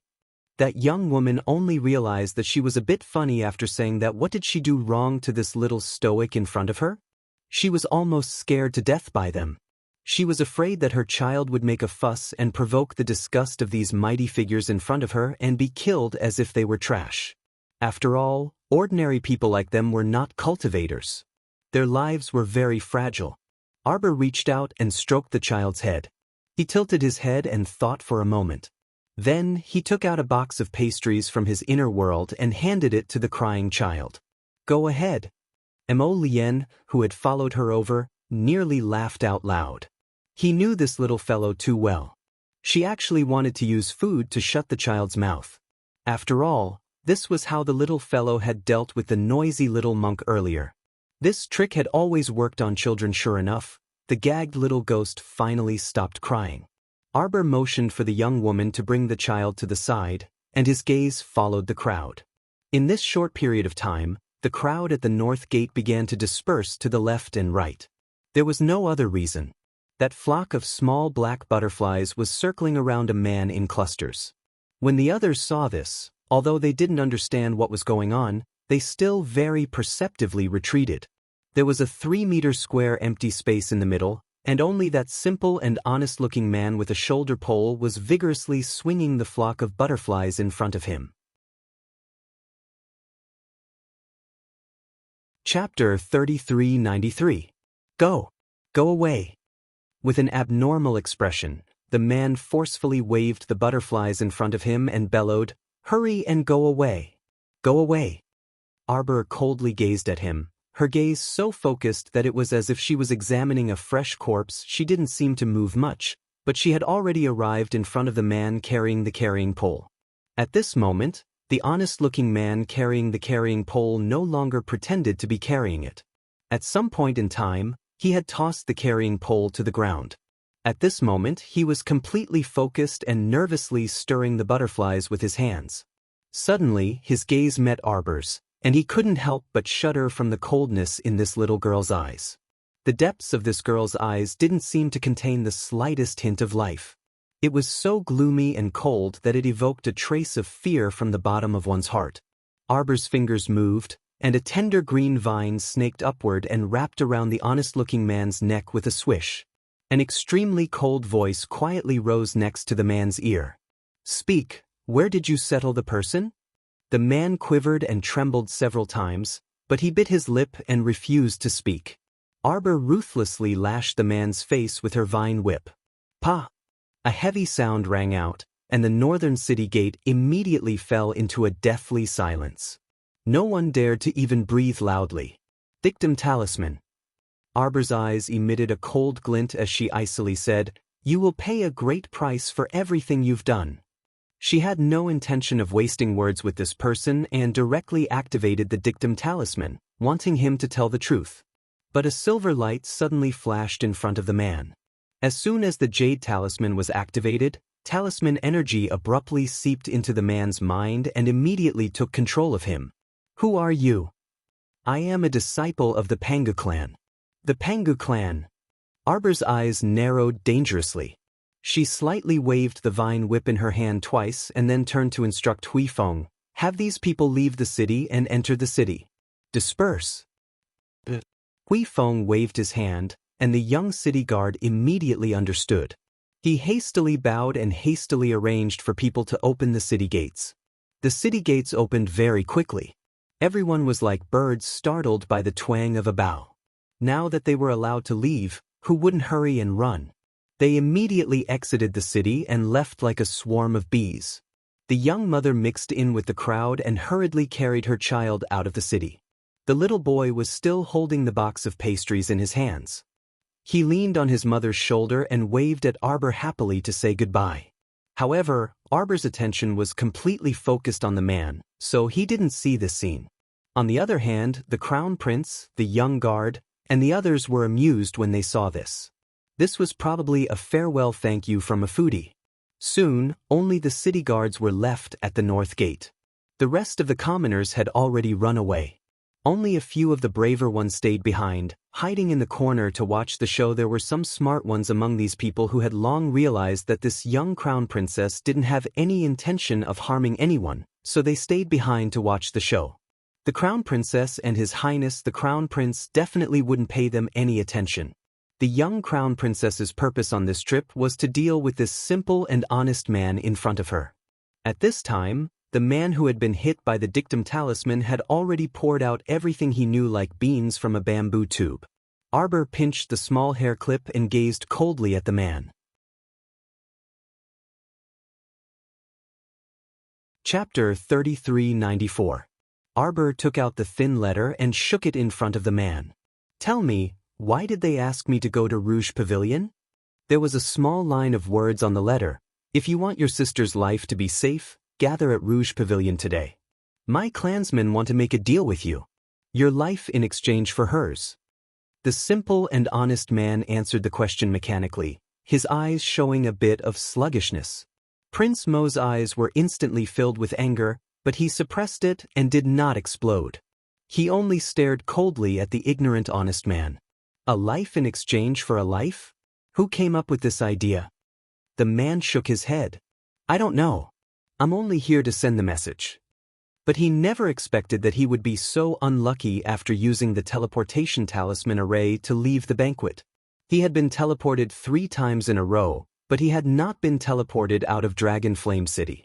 He had been going in circles in the city, even he couldn't believe that his face was so dark today. His teleportation talisman array could only teleport him 3 times in a row. After 3 times, he had snuck near the North City Gate, planning to take the opportunity to sneak out of the city. He did not expect the little crown princess and the crown prince to arrive so quickly. He was completely caught off guard. Arbor said coldly, "Hand over your teleportation talisman." Arbor glanced at the honest man and reached out to pat him. The man's expression showed that he was struggling.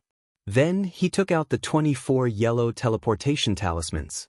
Xiao Mu snatched it over, and the blue spiritual cleansing fire that shot out of her palm burned that talisman matrix to ashes in a matter of minutes. The vine wrapped around her fingers retracted back to her wrist. Arbor stared coldly at the honest man in front of him and said sternly, "Are you curious why the teleportation talisman array has been making you go in circles in Dragonflame City?" She flicked her finger and immediately undid the dictum talisman on the man. He had been bound by the dictum talisman for a long time. Even after being unbound, the man's mind was still muddled and not very bright. But when he met Arbor's ice soul pearl eyes, he couldn't help but shudder, and his mind suddenly became much clearer. From the day I entered Dragonflame City, I set up confinement talisman arrays in several places inside and outside the city. "You can't escape," Arbor said coldly. This guy's teleportation rune array was too low-level to break through the confinement rune array below Arbor.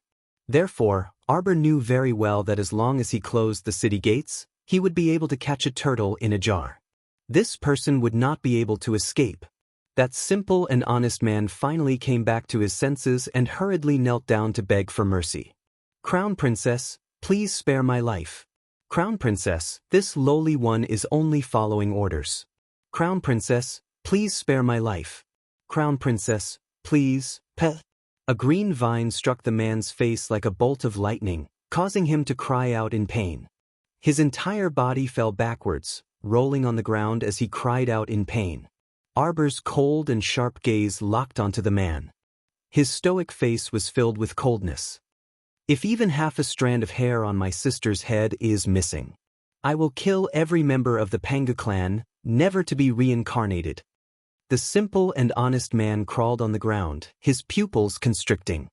He felt the cold air all over his body rushing out, and a terrifying chill came from his heart. He knew very well that the little crown princess did not seem to be joking. This time, the Panga clan was probably in for a great disaster. Chapter 3395. Divine Land Border City, 90,000 li. Inside the Panga clan's camp in the Aurora Sandland, there was nothing but yellow sand as far as the eye could see. The howling wind seemed to be singing a mournful and tragic song. The sand swirled and scattered in all directions by the messy wind, and dust swirled in the air. Jing Minyao held a horsewhip and forcefully lifted the curtain, looking darkly at the little girl tied to the pillar in the middle of the tent. The little girl was about 12 years old. She was wearing a fine satin dress, but at this moment, it was so dirty that its original color couldn't be seen. Her black eyes were fiercely glaring at Jing Minyao in front of her, and she coldly said, "Kill me if you have the guts. I still respect you as a person, but I really look down on you for being so hesitant and indecisive. Bitch." Jing Minyao suddenly swung the whip in her hand at the little girl's face. "If I lose a single strand of hair, my sister will definitely take the lives of your entire family. Your entire clan will fall into eternal damnation, never to be reincarnated." The little girl hysterically roared. "Jing Minyao!" An iron lock drilled in from outside the curtain and instantly entangled the horsewhip that Jing Minyao swung over. With a little force, the horsewhip in Jing Minyao's hand was rolled and pulled, flying out of her hand and hanging on the screen next to her with a whoosh. Jing Linyao rushed in with large strides, and without any explanation, a heavy slap landed on Jing Minyao's face. "You beast, what did you do?" 2 days ago, she found out that her third sister had caught a little girl from somewhere and locked her up in a tent. At first, she didn't think much of it. After all, with her third sister's brutal temperament, whenever she saw a little girl who was more beautiful than her on the road, she would capture her and bring her back to cripple and kill her. This kind of thing had happened too many times in the past. She, Jing Linyao, was not a saint and couldn't meddle in everything. Therefore, she didn't even inquire about it before. Today, she accidentally learned from the conversation between two servants that the little girl who was actually captured from the Seekong planet in the lower star region. At that time, her heart slightly thumped, and she hurriedly sent someone to investigate. When she found out the little girl's identity, she felt as if she had been struck by lightning. She could hardly believe her ears. Jing Minyao, this idiot, actually captured Arbor's sister? Although this sister was not related to her by blood and was only a child of her adoptive parents, she had long known that Arbor did not have a good relationship with the Mu family. On the contrary, she was very close to her adoptive parents. This idiot did kidnap someone's sister. He was going to roast the entire Panga clan on the grill, wasn't he? Let him go! Jing Linyao shouted angrily. Jing Minyao's eyes flashed with a trace of hatred. She slapped her sister with the back of her hand. Get lost. Do I need you to tell me what to do? Are you trying to bury the entire Panga clan because of your stupidity? Although Arbor was the crown princess of Shenzhou, this child had nothing to do with the imperial family of Shenzhou. Do you think that the emperor of the divine land will attack the Panga clan for the village girls in the lower space zone? Don't joke around. How can a mere Arbor annihilate 200,000 people of the Panga clan? What nonsense are you talking about? Jing Linyao raised her hand and wanted to slap her again. But this time, Jing Minyao was prepared.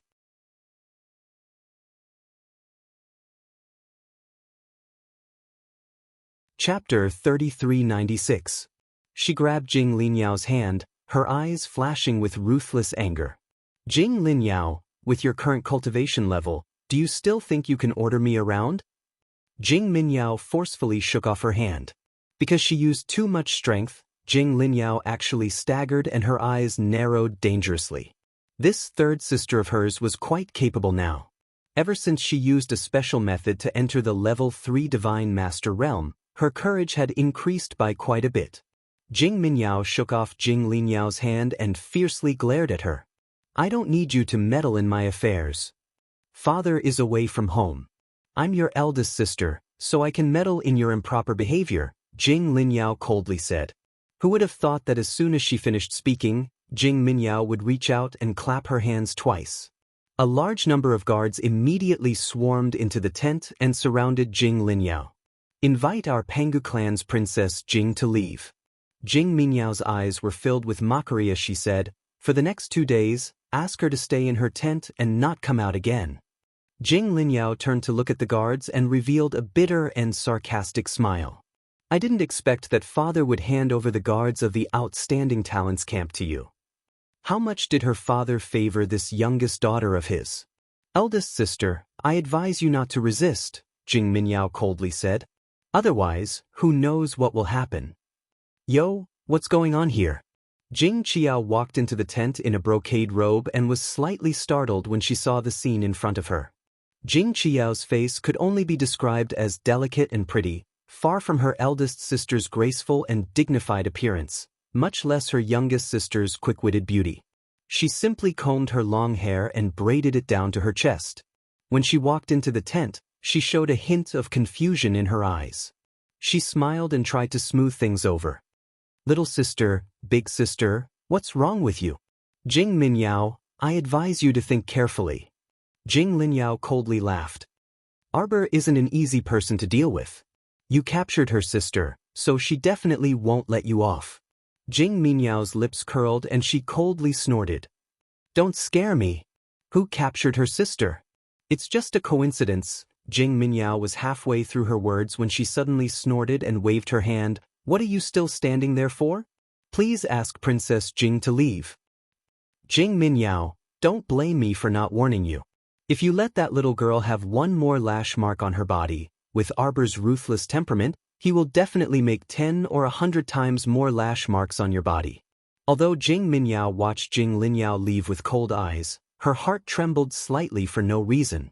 When she turned around and met Jolin's angry big eyes, Jing Minyao felt a wave of nausea in her heart.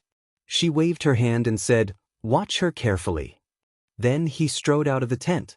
Jing Qiao turned around and looked at Jolin curiously before following him out. Third sister, where did you catch this kid? It's none of your business. Jing Minyao flew into a rage out of humiliation and left. On the other side, Jing Linyao was escorted to a tent by several guards. Princess, please. Jing Linyao coldly stared at the guards in front of her, her face full of resentment. Do you think this is being loyal to your duty? Father didn't give you to her to do as she pleases. You're accomplices to a villain, helping her mess around. In the end, you'll only harm the lives of your entire clan. The guards looked at each other in dismay. You're tuning in to the Passion Pages YouTube channel. We're so grateful for your support, and don't forget to subscribe to join us on this incredible journey through captivating stories. Your generosity through donations truly makes a world of difference, as it's the primary source of revenue that allows me to expand and enhance this channel for you. Thank you from the bottom of my heart for being a part of this adventure.